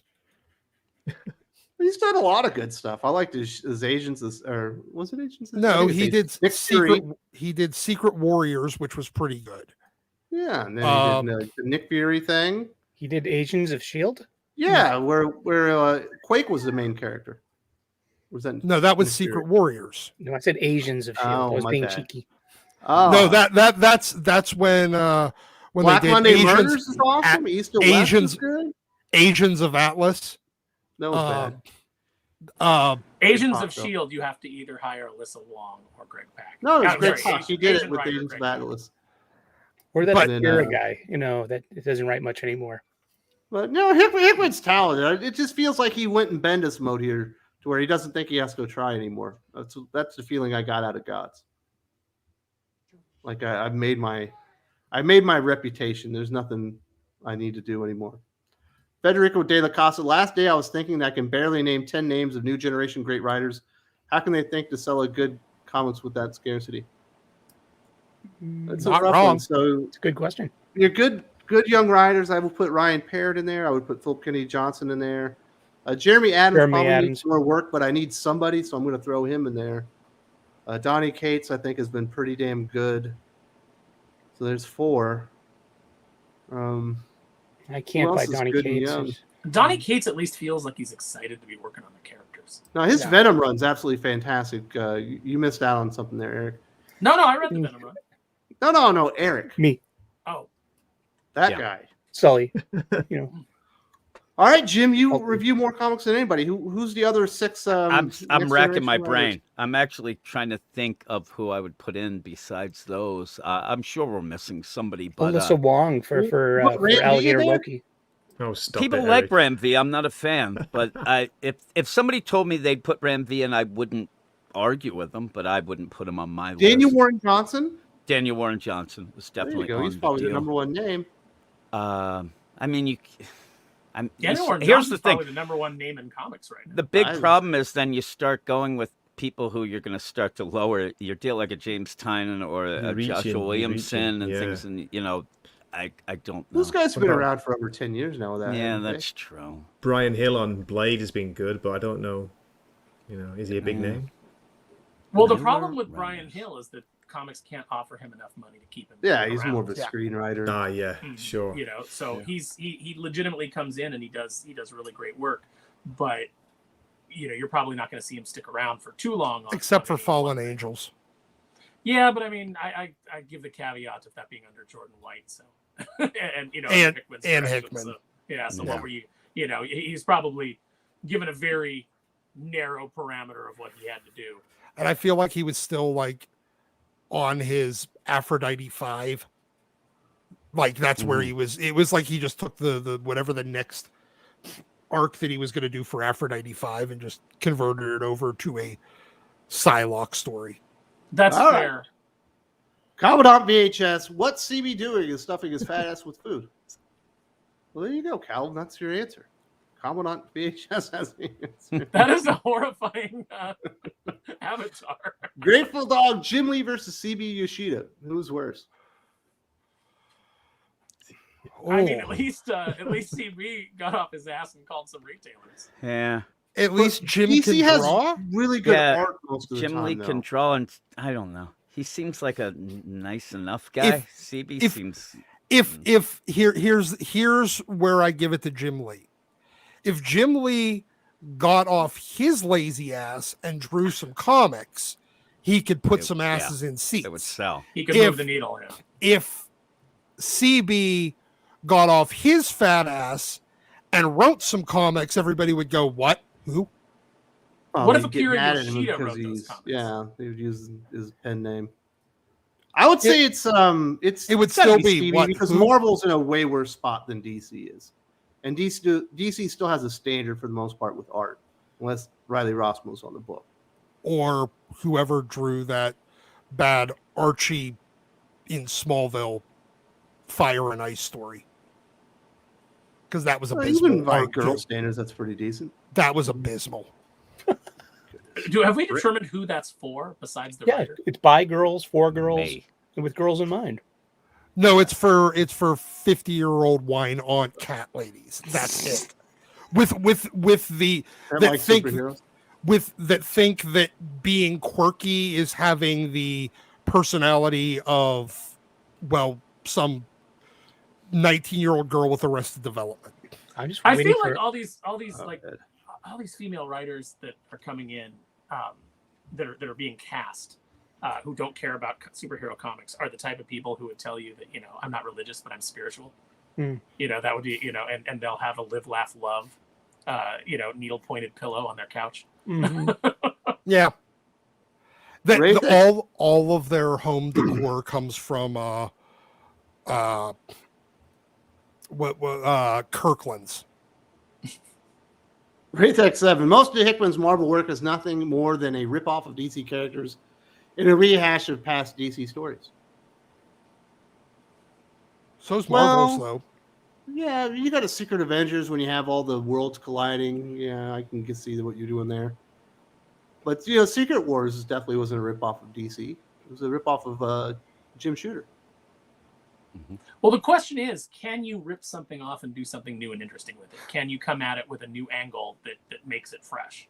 And I don't think that we're getting that from the big two right now, even when they're rehashing storylines like, hey, it's Inferno again. We're reusing the title and vaguely connecting it to, the original You don't Inferno. think that Remember when you Batman liked losing Inferno? Gotham and having to fight his children is new and fresh? Oh, man. Maybe we could, what if we did like a big earthquake in Gotham? That'd be kind of cool, right? What if it Yeah. rained like some weird toxic chemical and people started their powers changed? Awesome. Yeah. Like a mist, but now a rain. Yes. Yeah, it's I not used to terrorism. love comics. Why won't comics just let me love them? I feel like You're we've an all old reached man. like You weird gotta go. stalker level with comics, where we're What? like, we You're the want you to stalker. I'm love not a us. stalker. Doc is wrong. We're just driving by the house occasionally to see what they're up to. Yeah. I'm the guy that's always been a fan of his team that's not giving up just because they're Yeah. 0-16 and they're going to get the #1 pick. I'm keeping up the hope. And then they'll blow it again, like the Cleveland Browns. What is it? And then you bitch about it. I'm Bob Euchre from Major League or whatever. Mhm. He better watch himself. He almost lost an eye on that one when he's doing it. I think Bob Euchre's best line in that is where when the guy's on the team and he does his little wiggle, he's like talking about how it makes all the girls swoon, and then when the guy goes to the other team, he's like he does a little wiggle and he's like it makes all the girls vomit. Yeah. So Doc is the stalker from what's the Michael Douglas movie? Oh, Fatal Attraction. Fatal Fatal Attraction. Attraction. He's the Fatal Attraction stalker. I'm Bob Euchre from Major League. Yep. I know Ball nothing's four. going right, but I'm gonna have my bottle of whiskey and work my Yeah. through way with Doc's you. All in. boiling comics in a Yeah, Yeah, pot. absolutely. Jim, you're the rabbit in the pot, yeah. Yeah. The stuff- TV oh, gets Jesus. home and all of a sudden his sushi rolls are all been boiled. The little note on the fridge. Doc's like, I won't be ignored. You're making me want to eat sushi, Wes. Well, it's gotta be. This was like 12:30 there. It's after midnight. I know, it's too late. Do they have Nightmare. 24-hour This drive-through conversation- sushi there? This No, they conversation's don't. making you want to eat sushi, but unfortunately, nothing about comics makes you want to read comics. Yes. That's the problem Aw. with the person that's in charge of Marvel. Come on, You're Aaron, like, you still yeah, have sushi would- hope. Sushi would Surely. be good, but you're not like Yeah. God's #1 might be worth checking out. There's some That's not decent happening. stuff out there. You just got to look for it. You have to Yes. look hard. The Do we rainbow want to rolls. talk about an awesome comic book, or we want to talk about comic pros being douchebags? Douchebags. Oh What? no, again? I kind of want to talk Awesome about an awesome comic comic. book. Let's I'm talk about an voting awesome awesome comic. Those are Tom awesome. Comic. Yeah, I like Yeah, awesome. Let's get to Transformers #1. Yes. Now, it was highly successful. I think there was 150,000 orders on the first print run. Daniel Warren Johnson coming in to really kick off the Energon universe. Obviously, it happened in Void Rivals, but this is where we finally get to see it. We get a new, different telling of the origins of the Transformers that we got in the 80s with the cartoon series. A little bit darker, and me personally, I had an amazing time. I thought it's the best comic book I've read in a couple of years. I thought he nailed it. Basically every aspect. I thought Daniel Warren Johnson knocked it out of the park. I thought the art was awesome, and I just quite enjoyed it. We have not heard from Gray. Did you read Transformers #1? Yes, I did, Wes. Are you going to piss all Absolutely. over it? I absolutely loved it. Mainly, not just because I'm a fan of Daniel Warren Johnson, but you can see how much he loves not just the characters, but the medium of comics. You know, he shows how to do a visual storytelling story. Like he just nailed it so well. I felt the enthusiasm for it, and I couldn't believe your boy Zach's take saying it was really boring. I couldn't get that. He said it was boring. Yeah. he said Yeah. it was really boring, Crazy. and he The thought book was Daniel Warren awesome. Johnson was bored writing it. That's what he said. Yeah, he said like Daniel Warren Johnson 10 years ago, probably. Like this is something Yeah. that's probably been in his head for 10 years. I think it's and- been in his head for 35 years. Yeah, I think it was for a long time.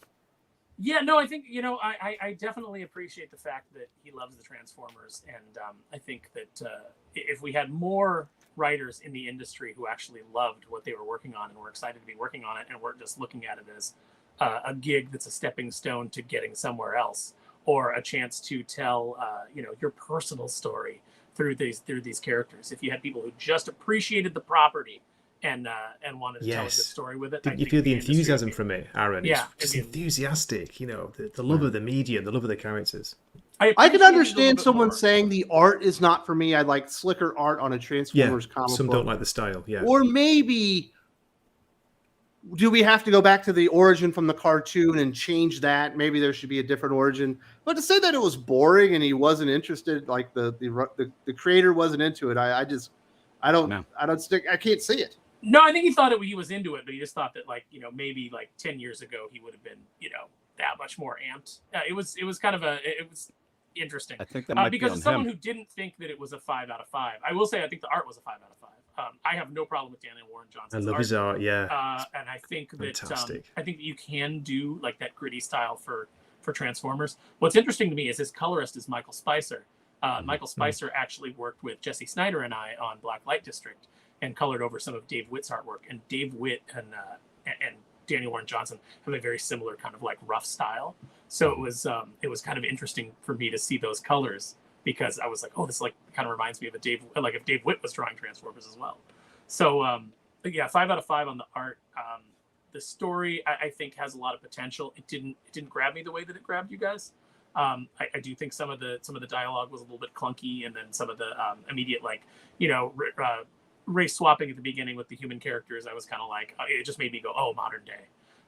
And so that took me out a little bit. But in fairness, I read it right before Wes and I went on the air, so I didn't really take the time to sit with it like I normally would a story. And I went back and reread it, and I liked it a little bit more. So I would say that I can give it a solid 4 out of 5. But I think that the future issues are where he's really going to hook me. Well, that's why I loved it. I actually was reading it and I thought, you know what, this is really fun. This is really good. And then even at the end thinking, I think it's going to get better. And that got me even more excited. Yeah, How much I love that first issue, that I actually think that there's better yet different to come. from G.O.D.S, where you're in G.O.D.S and you're like, oh my goodness, how much I'm not halfway through. And then this one, you get to the end, you're like, I needed 50 more pages because I'm when they talk about that, G.O.D.S is worth the money for me, because at this moment it's now been 6 days and I'm still not done. So it's actually giving me real bang for buck there. But no, by the end of Transformers, I was all pumped up. Like you said, I wanted more right then, and that doesn't happen much recently. No, it doesn't. It did. I'll say this: it did make me go grab my my Starscream figure off the shelf. Yeah, see? And did you suplex him? No, that was legitimately great. I legitimately was excited when I saw that was. It's so goofy too, and it is, but it's like, when you think it's about so the good. fact that Daniel Warren Johnson did do a power bomb. That's why I liked it. Fan. I was like, nice. It's a little self. And also what kids might even do with the figures and stuff too. I thought that was awesome. It was like the wink to Powerbomb was so fun. Well, in Blade 2, Guillermo del Toro's Blade movie, when Blade gave the suplex, the best Blade movie. Yeah, the best Blade movie. When he gave that suplex, I was like, yeah. So seeing Starscream get suplexed was pretty great. I think Starscream might have been like Optimus is the best character, but he really stood out. Like, man, I want Starscream to die really quick. He's pretty evil. Yeah, but I love it. Bumblebee in the face, and then saying they needed to wipe out all the Autobots. This is the symbol of evil. I'm good with that. That's a symbol of freedom. I'm good with Bumblebee getting shot in the face. Yeah. Nice. Don't say that to AL. She's going to be in the comments cursing you. Oh, really? Oh, no. Because it's such a Bumblebee. Obviously, in the Bay movies, is kind of a badass, but in the the original Transformers universe, which is this is what this is harkening back to, he's the weakest of the Autobots. So for Starscream to just casually shoot him in the face like that, while he's unconscious, no less, was a great creating a compelling villain. Wes, Starscream, you hate him, don't you? That's great. That's in one issue. Ratchet will come through and save him. Don't worry. Yes. It gave me the same cold chill as Ironhide grabbing onto Megatron's boot in the Transformers movie, and Megatron just going such heroic nonsense, and then just blows him away really cold. That kind of oh my god, it had that kind of punch. You know what? I'm liking it more as we talk about it. Yeah. Exactly, because you can geek out. It's exciting. Yeah, I think he was smart not to have too many characters in it, and we got the cool mystery with what happened to Megatron. Because you're kind of waiting for him. I thought I saw his gun there at one point. It's like, when's he going to show up? And then you find out at the end he's not showing up, at least not anytime soon, because Starscream's in charge. I was like, oh, I hate him even more now. love Starscream. He's like I love Starscream he's like as a Roddy Piper. character. You know, yeah, he's a character you love to hate. Yeah. Yeah. And then we what'd you think of the Soundwave there, Eric? I thought Soundwave looked the best. I love Soundwave and I love Transformers, but like I said, I had surgery on Tuesday, so I was not able to go to my LCS this week. Yet, check this out. Yule Carter of Fantastic Comics in Berkeley, California, is sending me Transformers #1 with a Starscream cover. And I'm You haven't read it yet? I haven't read it yet. Man, you should have got you on like a Google call and just let you look at the comics through the internet. I totally sent you a review copy, man. Oh, I'm totally looking forward to it, and this is gonna be fun. But sorry for spoiling it. Oh no, I mean spoilers are everywhere, man. You know, so but it's I mean, I'm just like really like happy that like I got a Starscream cover, you know, because I know like I probably would have had difficulty at my local comic book shop. You know, they usually don't do variants that much. And Yule even said to himself, like, I got all these Transformers #1 because I wanted to get the 1 in 50. And like, I'll help you out. You know, There's that's no way he didn't sell out. The book is great. Yeah. Yeah. No. So who's your favorite Transformer, Eric? Is it Soundwave? You like him more than Optimus? I like Starscream.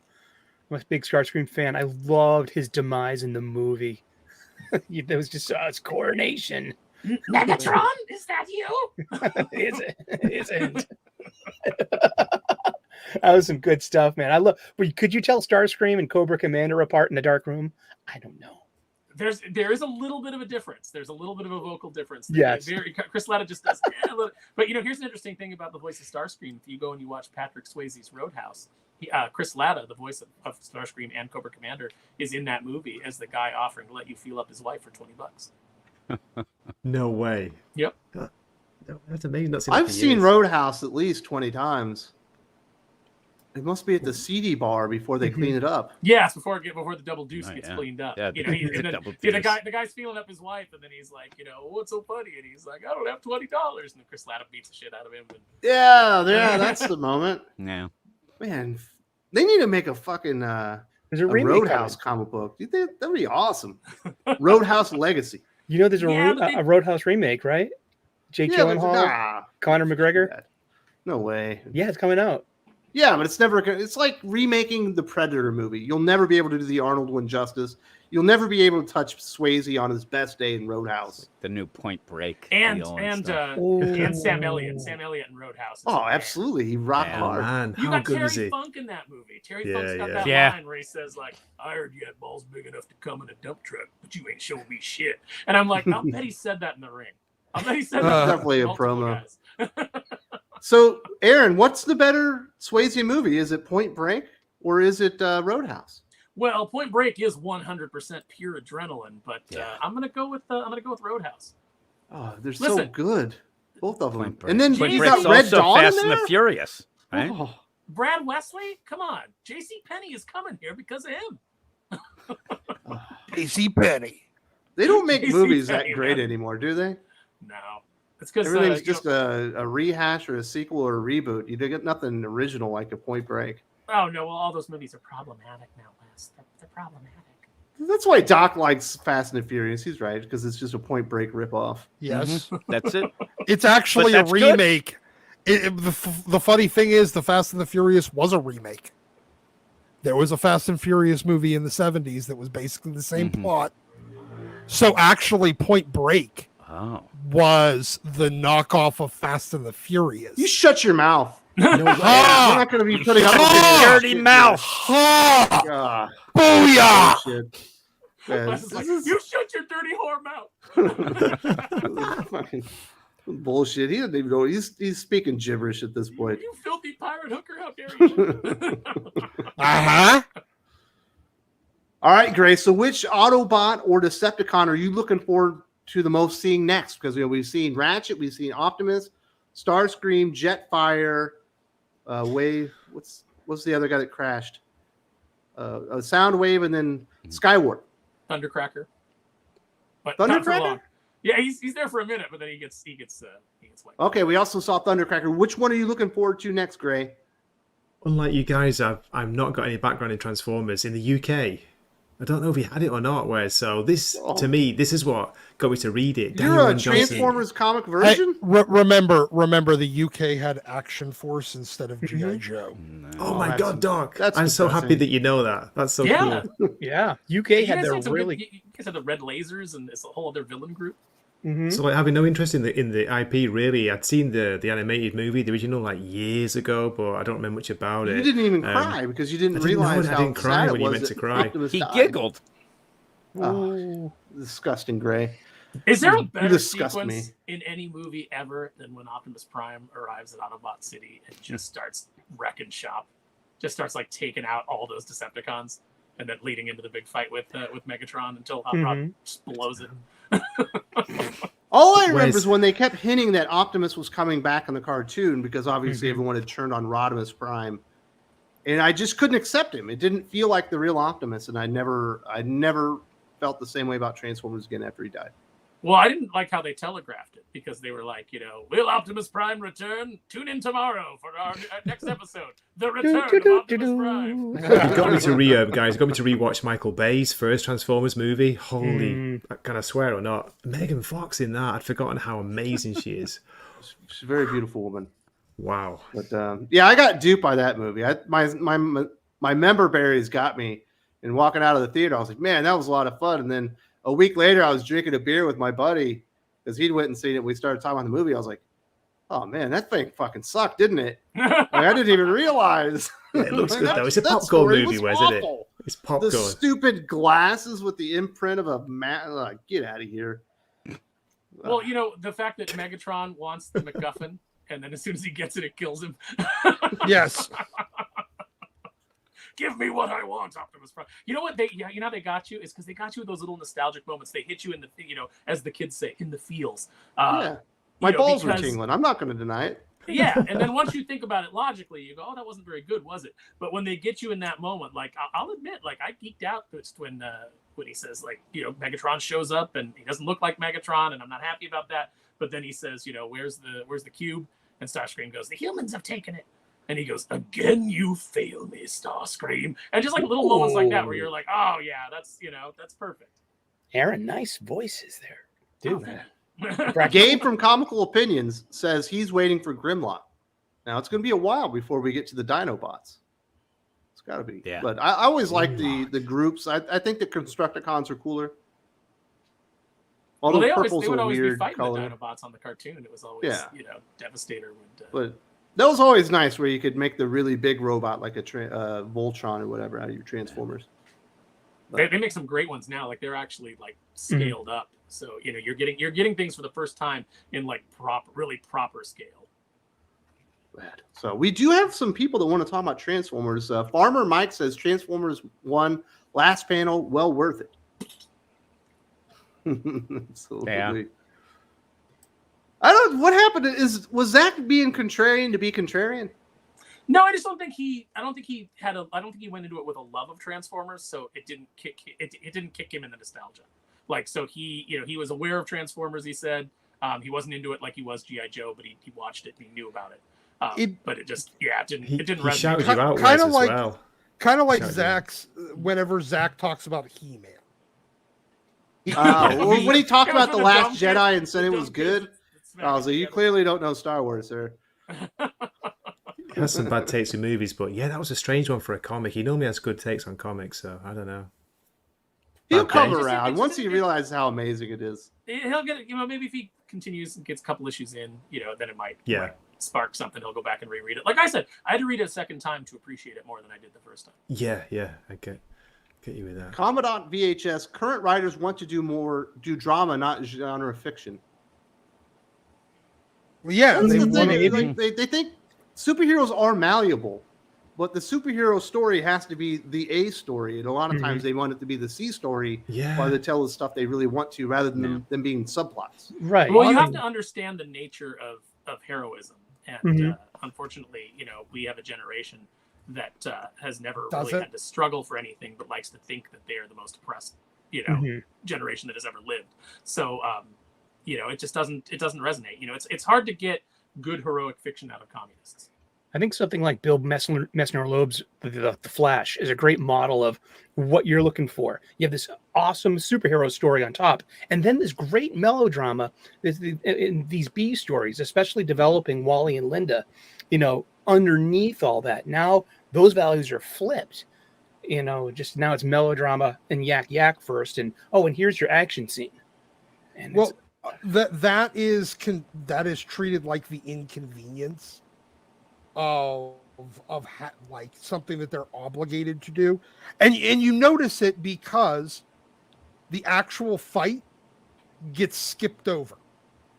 They do this in a lot of YA fiction that I've seen it. It's literally like almost like a trope of YA fiction. They'll put them in what ostensibly should be a physical altercation of some sort, battle, something like that, and then the main character just gets knocked out during it, and they wake up and it's over, and you never get to see it because they want to just skip that part. That's not the important part to their story, and in fact, that's just they want you to know that it happened. They just don't want to bother writing about it. Or even if they do write about it, they'll have the main characters just cracking jokes the whole time as if the fight really is just not important. It's inconsequential. Yeah, it's inconsequential. Yeah. Almost like it's there because the editor told them we need some fights, but I'm going to do quippy banner over it. Yes. All right, fellas. Derpy Hoggington's favorite and least favorite Daniel Warren Johnson work. I don't know if I have a least favorite. I really haven't read anything of his that I didn't like, even like his short stories or whatever. So I'd have to go with my favorite. It would have to be between Beta Ray Bill and Do a Power Bomb. And I am more of a wrestling fan, but I just thought his Beta Ray Bill was great. Yeah. So I'd probably have to go there, but it's so close. I'd have to go Beta Ray Bill. I'd say probably my least favorite was his Wonder Woman book. Oh yeah, the woman. I'm with you, Aaron. I bet you people are going to yell at us, but it's just I just didn't need a Wonder Woman book from him. Is kind of what I was with that. Well, and also I think that for Wonder Woman, I don't think, as much as I love his art, I don't think it fit Wonder Woman. Wonder Woman didn't fit Wonder Woman, but I like the story and I liked it. Yeah. Contrarian. I think. All right, Greg, what's your favorite? Murder Falcon. Murder Falcon's my favorite. Awesome. So, yeah. So you're a music guy. It's the metal combination and kaiju kind of thing. Oh man. Mm-hmm. Adam Frey, the best Transformer is Soundwave. Even if he's evil, he's a stoic, loyal soldier and a tape deck. Love and it. He does have a little like spy cat that comes out of his chest. Dude, I love Rumble and Frenzy. Those were the best. When Rumble comes out in the movie, and because he says when Hook from the Constructicons tells Soundwave, nobody would ever follow an uncharismatic bore like you. And then Rumble and Frenzy like pop out, and Rumble's like, "Hey, nobody calls Soundwave uncharismatic." It's just I remember the last Transformer I bought. I was like 12, going on 13. It was Blaster, the Autobot, and I thought it was so cool having the Autobot version of Soundwave, and I had like aged out, and because they released his cassettes like almost a year later, so I didn't have any of the Autobot cassettes, and I'm like, what a jip, man. No rewind or eject or steel jaw. You didn't have any of those? I didn't have any of them, man. I missed out. Steel jaw was pretty cool. He was like the Ravage of the Autobots. Chuck Skill says, I'm playing with Transformers while watching this. Well done, sir. Also, shout out to the Thinking Critical Instagram page. I'm glad you're following that. We are definitely trying to grow the brand, and there is likely to be channel memberships coming to the YouTubes within the next couple of weeks. Got to iron a couple of things out. And Aaron, I know that you've had the urge to play with Transformers this entire time as well, but because you're on camera, you've done it, on your lap. I was actually just looking around right before, like as you were talking. I was looking around, going, "Is there a Transformer within grabbing distance, like that I can that I can mess around with?" But all I have right now is I got Superman over here, and then a bunch of GI Joes on my desk. Ooh, what you got there, Gray? Dead Earth, Wonder Woman. Oh, cool. Everyone's least favorite, but I really but liked you know I what? liked The it. least It just favorite my least favorite Daniel Warren Johnson book. Yeah, is still the bar's better. ahead. Yeah, It's it still, beats oh ahead yeah, of yeah, it, it's you still a know. high bar. Yeah, Mhm. yeah. Federico de la Casa, when in 87 I started reading comics, I started with Transformers and found out that Marvel had way better than Transformers. Now we have Transformers way better than the rest. Sad. I'm Swayze. happy. There's a Transformers comic to read. Yeah, and it's not filled with a bunch of bullshit. It's Yeah, not I the wish we had, gender giving me what I want. Transformers. Yeah. Yeah. Hopefully he stays on the book long enough to get to Beast Wars. You know what I mean? Because that's a nice 15-year run. How long? I don't do we think he'll know- do it. Like, do we do how long he's planning on I think sticking 6 around, or- issues to begin Nah, with. But it's 1 it's year. ongoing. I It's hope his so. first ongoing. I mean, I don't think he'll necessarily draw every issue, but I think I don't might think be he'll art be rate. on longer than a year, but I will be very happy if he makes it a year because he doesn't. me That's not too. how he works. You know what though? Like, there's always that one project. It's like I wouldn't want to be on anything for too long because I think that you do get bored and you kind of like I would never want to get stale. But Jim and the But- holograms. No, I mean obviously Oh. Darkwing Duck is one that I would always go back to because I don't think that I would run out of ideas for that property anytime soon. Truly outrageous. Truly, Very truly, nice. truly outrageous. So you guys want the Gem Darkwing crossover? Is that what you want? Yes, that would be cool. Caleb says, I like Grimlock, and I like the line from the movie where Prime stabs Scourge. You will never see Unicron take this world.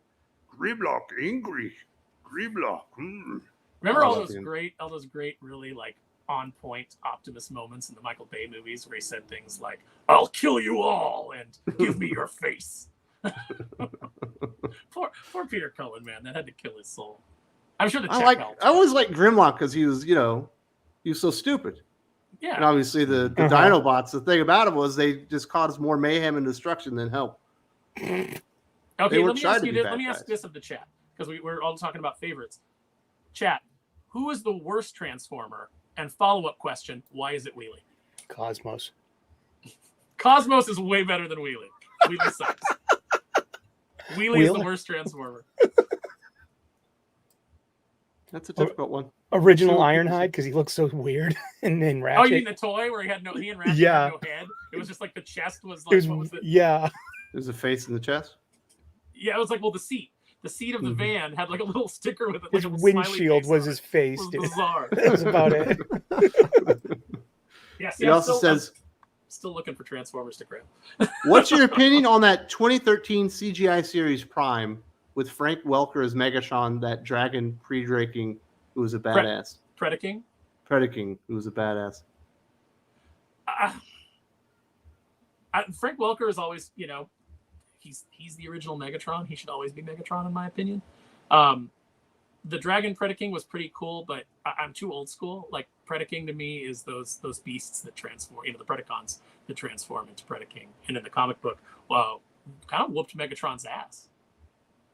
I mean, he eventually overcame them, but that was a damn good comic too.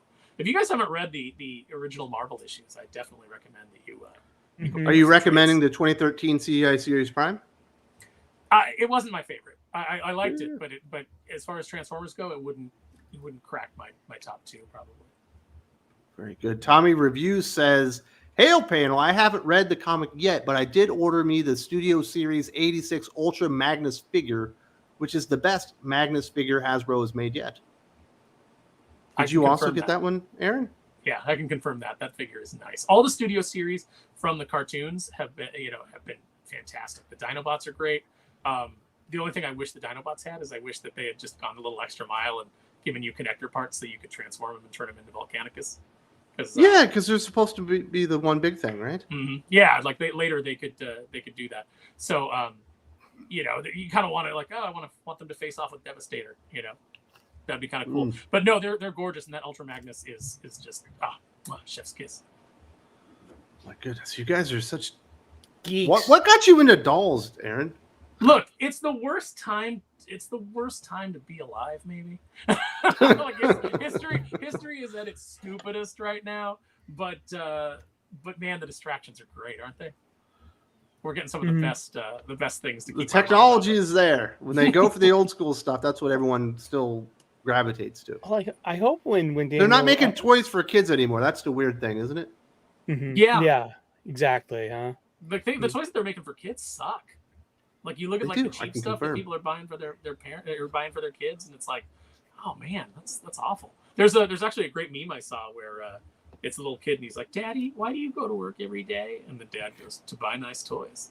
And the kid goes, "But all my toys are shit." And the dad goes, "Ha ha, mine ain't." My goodness. Well, I'm hoping Yeah, I had a lot of fun with that comic book. Callum says the worst is the twins because it proves Michael Bay has the worst sense of humor, like the screaming black guy, and they're so annoying. So those are the ones that couldn't read or whatever. When that happened, Pretty in the theater, offensive. I yeah, thought. when that happened in the theater, when it's like, we ain't so big on reading. I literally did this. I like felt so uncomfortable. I went, Yeah. does anybody else have a problem with this besides me? And there's a guy behind me who was like, no, that was effed up. And I was like, okay, as long as we're all in agreement that was not cool. That's definitely the worst part of the Transformers movies outside of Shia LaBeouf. Well, Michael Bay turns the Autobots into these brawling idiots. Like, by the fourth film, that like they're just always fighting in the background and like they're just like big dumb babies.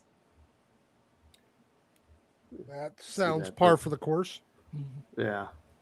But the G.I. Joe twins, or I guess the Cobra twins, now they look fantastic. Yeah, Tomax and Hopefully Sigma. we'll get them in a movie sometime. I mean, Nice. I don't know if we're getting any more G.I. Joe movies after Snake Eyes. No. This is rough. Remember, they just did on the new Transformers movie. It was That's true. There's the backdoor pilot for, Yeah. Mm-hmm. or like the setup for a new GI Joe task force. I know they cross them over all the time. It happened in the comics in the 80s and things like that. But I think that G.I. Joe doesn't necessarily work within a Transformers universe. Well, you're about to find out because that's going to happen in Daniel Warren Johnson's Transformers. They've already said it. Well, I mean, he could probably make it work, but there's something. The threat of Cobra just becomes less interesting when you're in a world where the Decepticons are a thing. Yeah. So it's like it's a really fine line to walk. As somebody who pitched the idea, when IDW asked me for ideas on how to combine the universe, and I told him, I said, well, if you're going to use Mask should be like Nest in the movies, where they're the human response to the Transformers threat, but then they get sidetracked because Venom gets a hold of Transformers technology, becomes its own thing. So they're kind of like focus is split and things like that. I mean, there's ways that you can work it all together, but things definitely become less of a threat. Like obviously Venom is less of a threat than Decepticons. Cobra is less of a threat than Decepticons. Got to be working together. Callum says, I would like to see a crossover with He-Man. The last He-Man crossover I saw was with Injustice, and it wasn't that bad. Mm-hmm. Yeah. But it was Tim Seeley. I Which tried to read automatically Masters of the makes it Universe bad. this week, and it was awful. Yeah. They had a It was a- Thundercats thing too. With it was pretty cool. So I don't know if we'll be seeing Transformers He-Man crossovers anytime soon, though. I don't know. There's a really cool. There's a really cool mashup of G.I. Joe and Transformers as toys right now. There's a Megatron that transforms into a Hiss tank, and it comes with a real Baroness action figure. And I'm like, oh, I want to spend money on this, please. Yeah, the Ostriker transforms into Bumblebee. In the Bumblebee.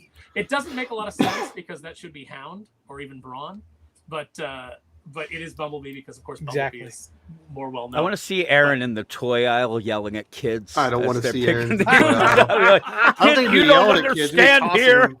You. That's This is the There should adult be toy Hound. section. Aaron at Ollie's. There's a movie where a Good guy, content. what was it called? It was it had Eric McCormick in it before he did like Will and Grace, but it's like it was just about like these nerd guys, and they're in the toy aisle of Toys R Us at one point, which tells you how long ago this was. And there's like a kid there, and the kid is I want this, I want that.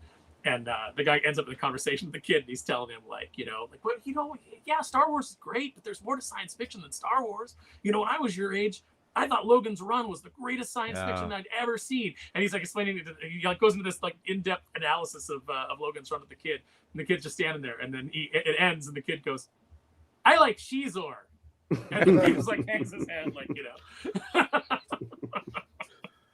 Chuck says Transformers Prime is awesome. Watch the episode where Megatron fights Predaking. You should have faced me as a beast. I'll go back and revisit it. It's been a while since I've seen it. It sounds like a good line. Yeah. And Frank Welker delivered it, so it's good. Yeah. It's got all that like growly Megatron that he does. You should have faced me as a, it's like, I just love all those original voices. When you guys were kids, did you talk into the fan to sound like Soundwave? Oh, You're yeah. like, oh, I talked in the fan to sound like Darth Vader. Yeah. Yeah. Luke, I am your father. Ravage, rumble, eject, operation, warfare. It's not true. That's impossible. Yeah. He I also just took it, says- Jim, you're a good kid. Darth Vader was my hero. Optimus Prime was always. You're not a jerk, Jim. Jim, go to the fridge and get Daddy a beer. Jim, people love you. Oh, Freedom thanks, Darth is Vader. the right of all sentient beings, but Jim, particularly Jim, who is the Jim, best of us. your your feelings, wife Jim. will try to murder you. Jim, don't get married. Thank you, Darth Vader. Chuck says Cosmos is the first Transformers toy I ever owned. You never forget your first. Wind Charger was mine. I only Wind own Charger. one Transformer, and it's an original Jetfire. Yeah. That was going. There's an unopened Jetfire at my LCS. $975. Nice. The Jetfire was the Transformer to get when you were a kid. That was like everybody's holy grail. I think because he was a little more expensive, and he was basically just a Robotech Veritech fighter. Yes. In that original incarnation. But man, everybody wanted him because he was just it's like, oh, the I still Autobots have a jet now. I still have him. I have the styrofoam, and I think I have the box somewhere. Very cool. Well, if you had it in the box with the original styrofoam, it'd be worth $1,000, Doc. Yeah, I know. In which case, I'd be like, "Give me money, bitch. I don't care about this enough." That's the funny thing is I have people like they're really like thrown off when they come to sell me like a collection or something like that, and there's like original vintage Transformers in it, and I'm kind of like disinterested in buying them like personally, to resell, sure, but like for my collection, they're like, oh, you don't want these, these are the originals, and I'm like, yeah, but I have better versions now. The originals, That's true. I've got posable versions that I like, play look with more my like the toys. These character. are not for display. Like, I love Starscream, Well- but like the original Starscream looks kind of silly next to like something like Coronation Starscream with the cape and the crown that you can get now. Mhm. I mean, like, I want the cape and the crown, please. Yeah, the legs don't move on the original Starscream, and his arms just kind of go like this. That's all that they can really do. They don't have an elbow joint or anything. Like now, you've got he's got a bicep swivel, he's got an elbow joint, his wrists turn. You can move his guns around. You can get him in those firing positions like he would do. It's so much better. Derpy obviously, Hodgington needs some help, Aaron. He wants to know tips for getting into G.I. Joe before the Energon Universe debut. Go back and pick up the original Larry Hama trades. Yes. IDW did a bunch of them. Max, MVP asked me recently, how he should, where he should go to get into G.I. Joe. And I told him, I said, G.I. Joe really gets good around like issue 12.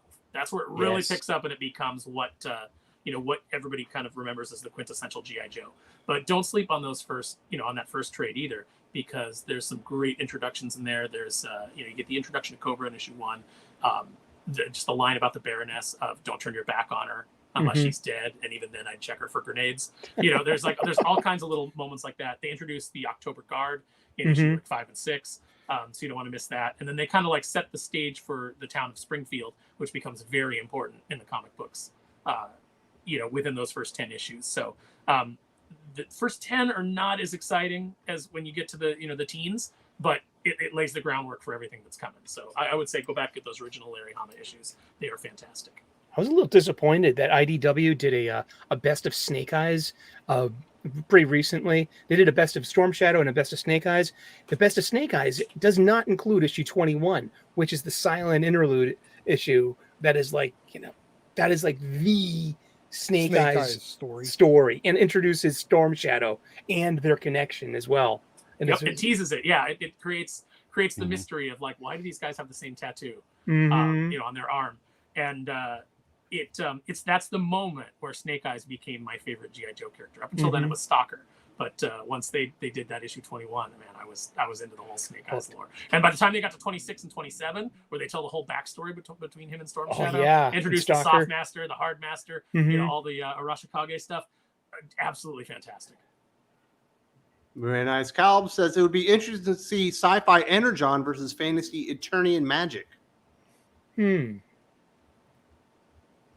Energon's gonna win. You'd need a good writer on it. Like that's always the thing is, you know, Yes. it's like the matchups, you know, when you get like somebody who's just kind of like your typical across the Who's plate, Mothman you know. going to stand up to? You know what I'm saying?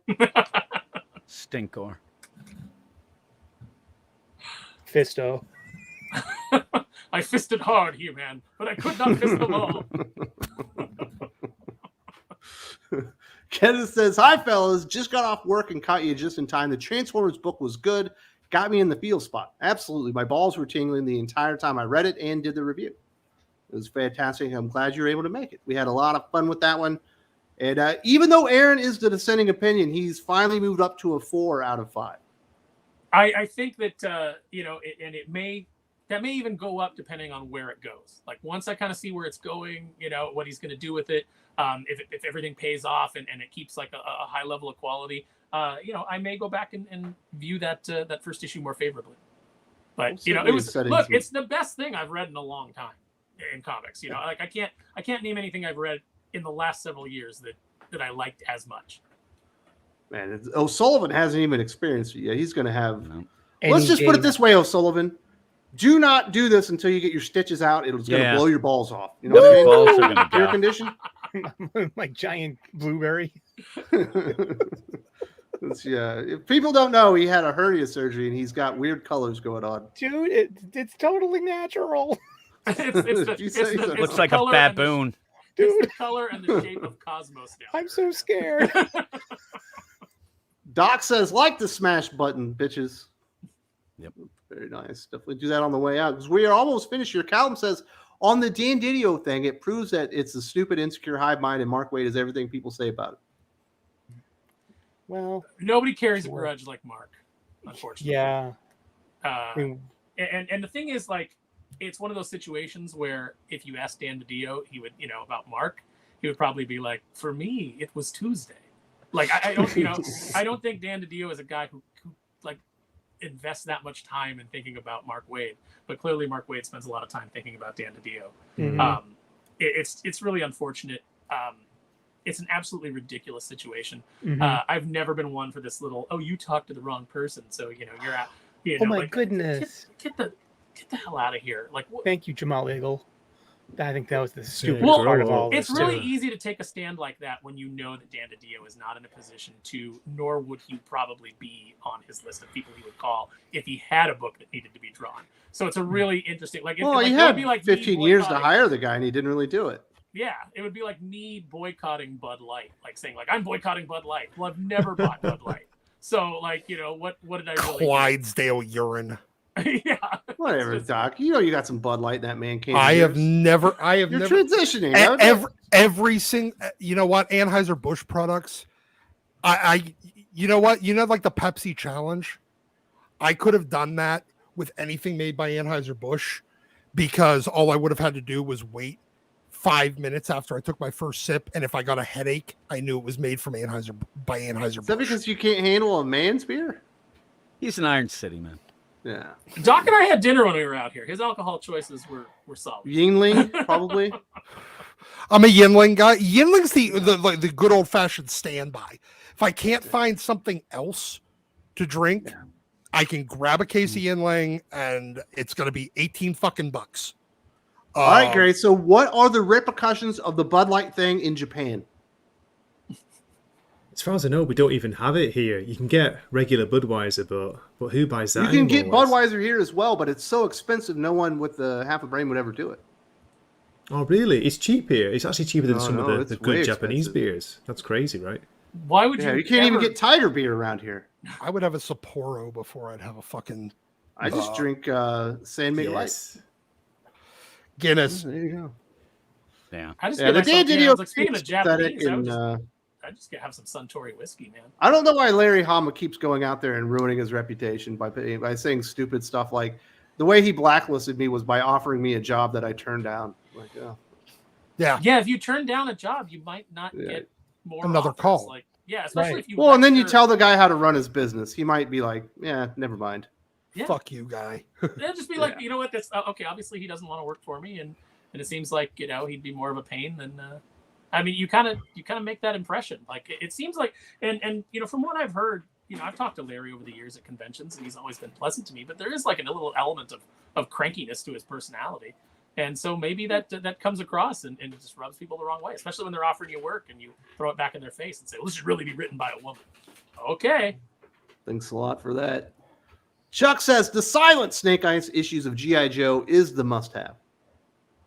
Mm-hmm. They Not did the it again greatest later. issue They of did it G.I. again Joe later ever in written? it. Yeah, G.I. they Joe did. 21.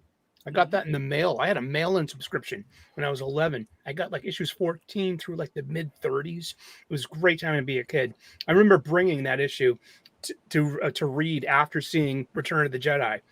It was just like all these cool things happening at once in '83.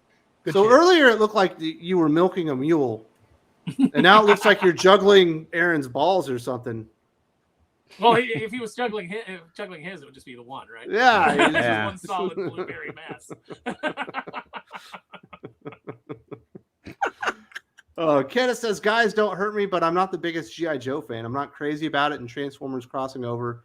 They should stay separate. The only G.I. Joe character I like is Snake Eyes. If Kirkman does a solo book, I'm down. Geez, Quick Kick is more fun than Man, Snake Kenneth Eyes. really lost some cool points there, didn't he? Dude. Not the biggest Kenneth, G.I. go Joe read fan. those Larry Hama issues, man. Bazooka's fun. Go read, No, there's G.I. so Joe many great or Snake Eyes Declassified. That thing's great. Scarlet so giving many- Clutch, hell for like, oh, you call chicks chicks. That's probably why you don't get a date, Clutch. Yeah, that's the rivalry between Clutch and Scarlet. Like, Yeah. there's respect there, but they're just like constantly busting each other's balls. Exactly. It's so It's fun. great. It's there's so many great characters in G.I. Joe, and the thing about G.I. Joe is that it's Larry said before, it's not a power fantasy, it's a loyalty fantasy. So the idea of, like being in the military, it's the idea of, you're standing there shoulder to shoulder with your brothers and looking out for each other.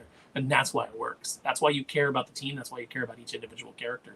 Even though they don't all get a lot of time, every one of them has kind of like a distinct personality that connects with different people. So that's why everybody has a different favorite G.I. Joe. But I will say this, I think they should remain separate. But I understand why they're doing it, because they are going to make the G.I. Joe Hasbro universe. Mm-hmm. I don't know, after the box office returns of Beast Wars and the Snake Eyes movie, like, I don't know, like they keep going to that well, but they keep not getting it right, apparently, as far as audiences are concerned. Well, they got it right for 12 minutes at the beginning of Bumblebee.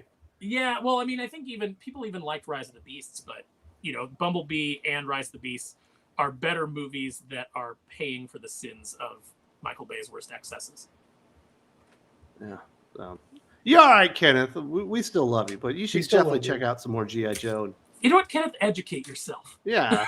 Fix yourself. Be better. You need a learning moment. Javi says his favorite G.I. Joe story is The Last Laugh. You got to give me more than that. What issue? I don't always hang on to titles. Yeah, like. I will say Larry Hama has written every issue of G.I. Joe except for 5 or 6 of them, and that's over 300 issues, over 40 years. That's impressive. Well, there was more than that, because they did do a Real American Hero Real American Hero run that was, whenever they relaunched it, the one with the J. Scott Campbell covers for Devil's Due that Josh Blaylock wrote and drew, I believe. Looks like The Last Laugh was a miniseries, G.I. Joe Cobra, The Last Laugh, from Mike Costa and Christos Gage. Oh, you know what? I think I did. I think Mike Costa was the writer that did, he had Cobra Commander give a speech in his book, and it was so well written, and it so touched on so many You wanted to do evil.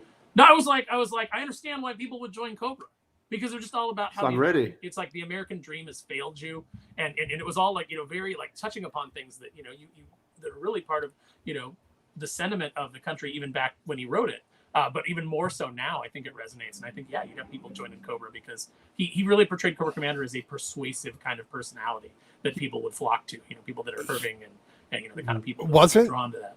Wasn't Cobra Commander a used car salesman? Yeah, in Larry Hama's comic, that's how he started out. Yep. Kenneth says, I read Chuck Dixon's G.I. Joe Snake Eyes Origins. It was good. My absolute favorite Transformers Soundwave. You can't go wrong with Soundwave. Has Chuck Dixon ever written anything that wasn't solid? Maybe it wasn't your favorite, but you were like, that was good. That was a good, solid story. I can't think of anything. I could think of something if I gave it some time, but there's nothing jumping in my head. But overall, you would say Chuck Dixon you know, Very He's reliable. He is. Yeah. He is the Yinling of comic book. He's better than reliable. Let's not undersell the fucking guy. No. I know, but even on Robin his year one, but Nightfall. my point is sometimes he's fucking great. Other times he's good. Sometimes he's masterful, but you can always rely on him to give you your money's worth. That's what I mean by reliable. Yeah, I thought you were me talking too. about him like he was Scott Lobdell or something. I'm like, let's not downplay the guy Well, here. I mean, Lobdell was the same way. I mean, you could I mess generally with rely on him to put together a competent title. I'd take a Scott Lobdell book over 98% of the people that are writing comics right now. All right, Aaron, we're getting to the end, and you're going to get Doc sidetracked for 15 minutes. We get into Scott Lobdell and his love for that man. Let's talk about our comic book recommendations. Aaron, are you recommending any new or old comic books this week? Yeah, even though I'm not quite as high on it as everybody else, I'm recommending Transformers. I'm saying go out and get into it. You know, even if you're not a Transformers fan, I think you might find something there that you like. But if you are a Transformers fan, I think you'll really find something that you like. It's just a nice return to form, and you know, it's like getting back together with old friends and picking up right away, and you haven't missed a beat. She fits just the way she used to. Yep. Right back on that horse. Do you have a toy to recommend this week? Is there something people should look out for? Yeah, actually, there's a bunch of announcements that have come out. You know, I'm going to go ahead and stick with recommending like G.I. Joe stuff, but you know, because I've been recommending those figures for a while now on the channel. The current Hasbro stuff that is a takeoff of the original toy line, but in 6-inch scale, the classified series, has been absolutely fantastic. But toy of the week, I'm going to go with the chat. I'm going to say that Ultra Magnus 86 Studio Series. That's the one to go pick up this week. What's the coinage on that one? Sounds expensive. Spending like $55. Oh, can't do it. The kids will destroy it in days. Oof. Well, thank you very much for joining us, Aaron. It's nice having you on here more often. Yeah, I love coming on here. I get Yay. to hang out with Doc. I get to hang out with Gray and Eric and his big blue ball. That's no space It's station. like converged into one That's testicle no now. moon. I always enjoy the tales of Jim's life as he Yeah. continues to weave Avoiding death. the rich, varied tapestry that is his Trying. is his Tales home of the life. City. All right, Jim, you made it Yeah. through another a live stream, and you're still with us. You know, struggling through the COVID and whatnot. Are you recommending any comic books this week? Yeah. Enfield Gang Massacre continues to be really good.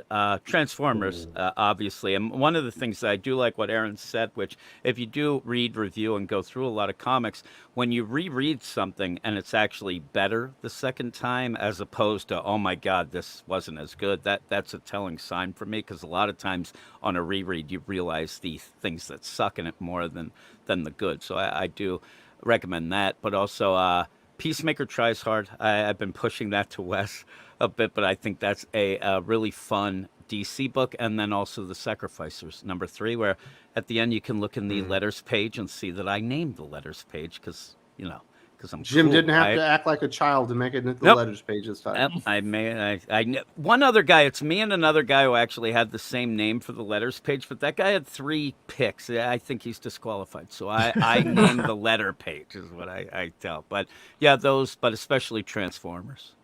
What did you name Very the nice. letters page, Jim? The Offering is what I said it should be called for that. It's what it is, but they picked it. So hey, there. Don't apologize for being yourself, Jim. That is true. proud. I was so Except- happy when I Except saw for that. your wife. I actually showed my wife and thought she'd be impressed. She was She was. she shook her head. Yeah. Did she give you the? Did you get any money for that? Actually, the Rick Remender's comment for that says he's going to send a bunch of money, just not to me. And my wife actually thought it said at first, "I'm sending you a lot of money," and she did get excited at first. I'm like, I'm not getting anything, and then she got mad the again. kid can fry 5 more phones Yeah, with it's kind of funny. G.O.D.S says, didn't Larry Hama announce his work saying he didn't believe in the industry? It was white male dominated, something like that. Yes, he has been chipping away at his own reputation for the last. He's few turned years. into old man Asian writer Greg Pak. Yeah, he's kind of like Jerry Conway, but not quite as senile yet. Yeah, it's one of those things too, where it's like, it's the hive mind, it's the being in the bubble, not being out amongst regular people. unfortunately, a lot of the comic industry tends to fall into this like very insular kind of group think. I think that's always a really bad place for a writer to be in. I think that you need to go out and you need to experience as many different viewpoints as possible, and that will help inform your writing and it'll help give your characters weight. Obviously, giving characters weight is never something that Larry's really had problems with, but as he gets older, I definitely think, he is chipping away at his own legacy, unfortunately. But, you can still appreciate the art and not necessarily love the views of the artist. Absolutely. He also says, enjoy the week and see you next time. Lots of fun and more time next time around. Absolutely. We will be back here next weekend, and thank you very much for coming at the end. You're definitely going to have to go back to the beginning because we had a lot of fun talking about Eric's balls. Eric, are you recommending any comic books this week? Yeah, over on DC, I will recommend Peacemaker, be number 6, because that was fun. And you know what? I had no problems with Batman 138. I loved the art. And for me personally, I love hand-drawn onomatopoeia. And there's a bunch of that in this issue. I even mentioned that to Jorge Jimenez over Twitter. I got a like for that from him. That was nice. And really, all the comic needs is some onomatopoeia. Yeah, that comic has onomatopoeia bullshit. That's what it has. I love hand-drawn onomatopoeia. That's the sound effects you see in the comic, everyone, boys and girls. It successfully distracted you from the terrible story you were reading. So I like guess what job Bruce well done, did Jorge. I love what Bruce did to Jason. That's straight out of A Clockwork Orange, isn't it? Yeah, but you're not supposed to like it. That's the point. The story is that you're oh my God, Bruce has gone so insane. Yeah. He just actually, lobotomized. He reverse cranked him. But you and I are going, yeah, I think that was legit. He probably should have done it. That's not the reaction we're supposed to have in the story. I know, huh? Well, That's listen, the problem. If Batman's lobotomizing people, it'll just help the writers write those characters better because they'll find characters that they understand. Now he's got something to come back You're supposed from. to think Batman is so far off the reservation in this story that he can't come back. And I don't think anyone thinks that. They're just going, you got to do He'll what be you got fine. to do. They're gonna hug it out. You know that. Of Come course, yes. Over in Marvel, I'm going to choose Doctor Strange number 8 and Black Panther number 5, which were entertaining and satisfying.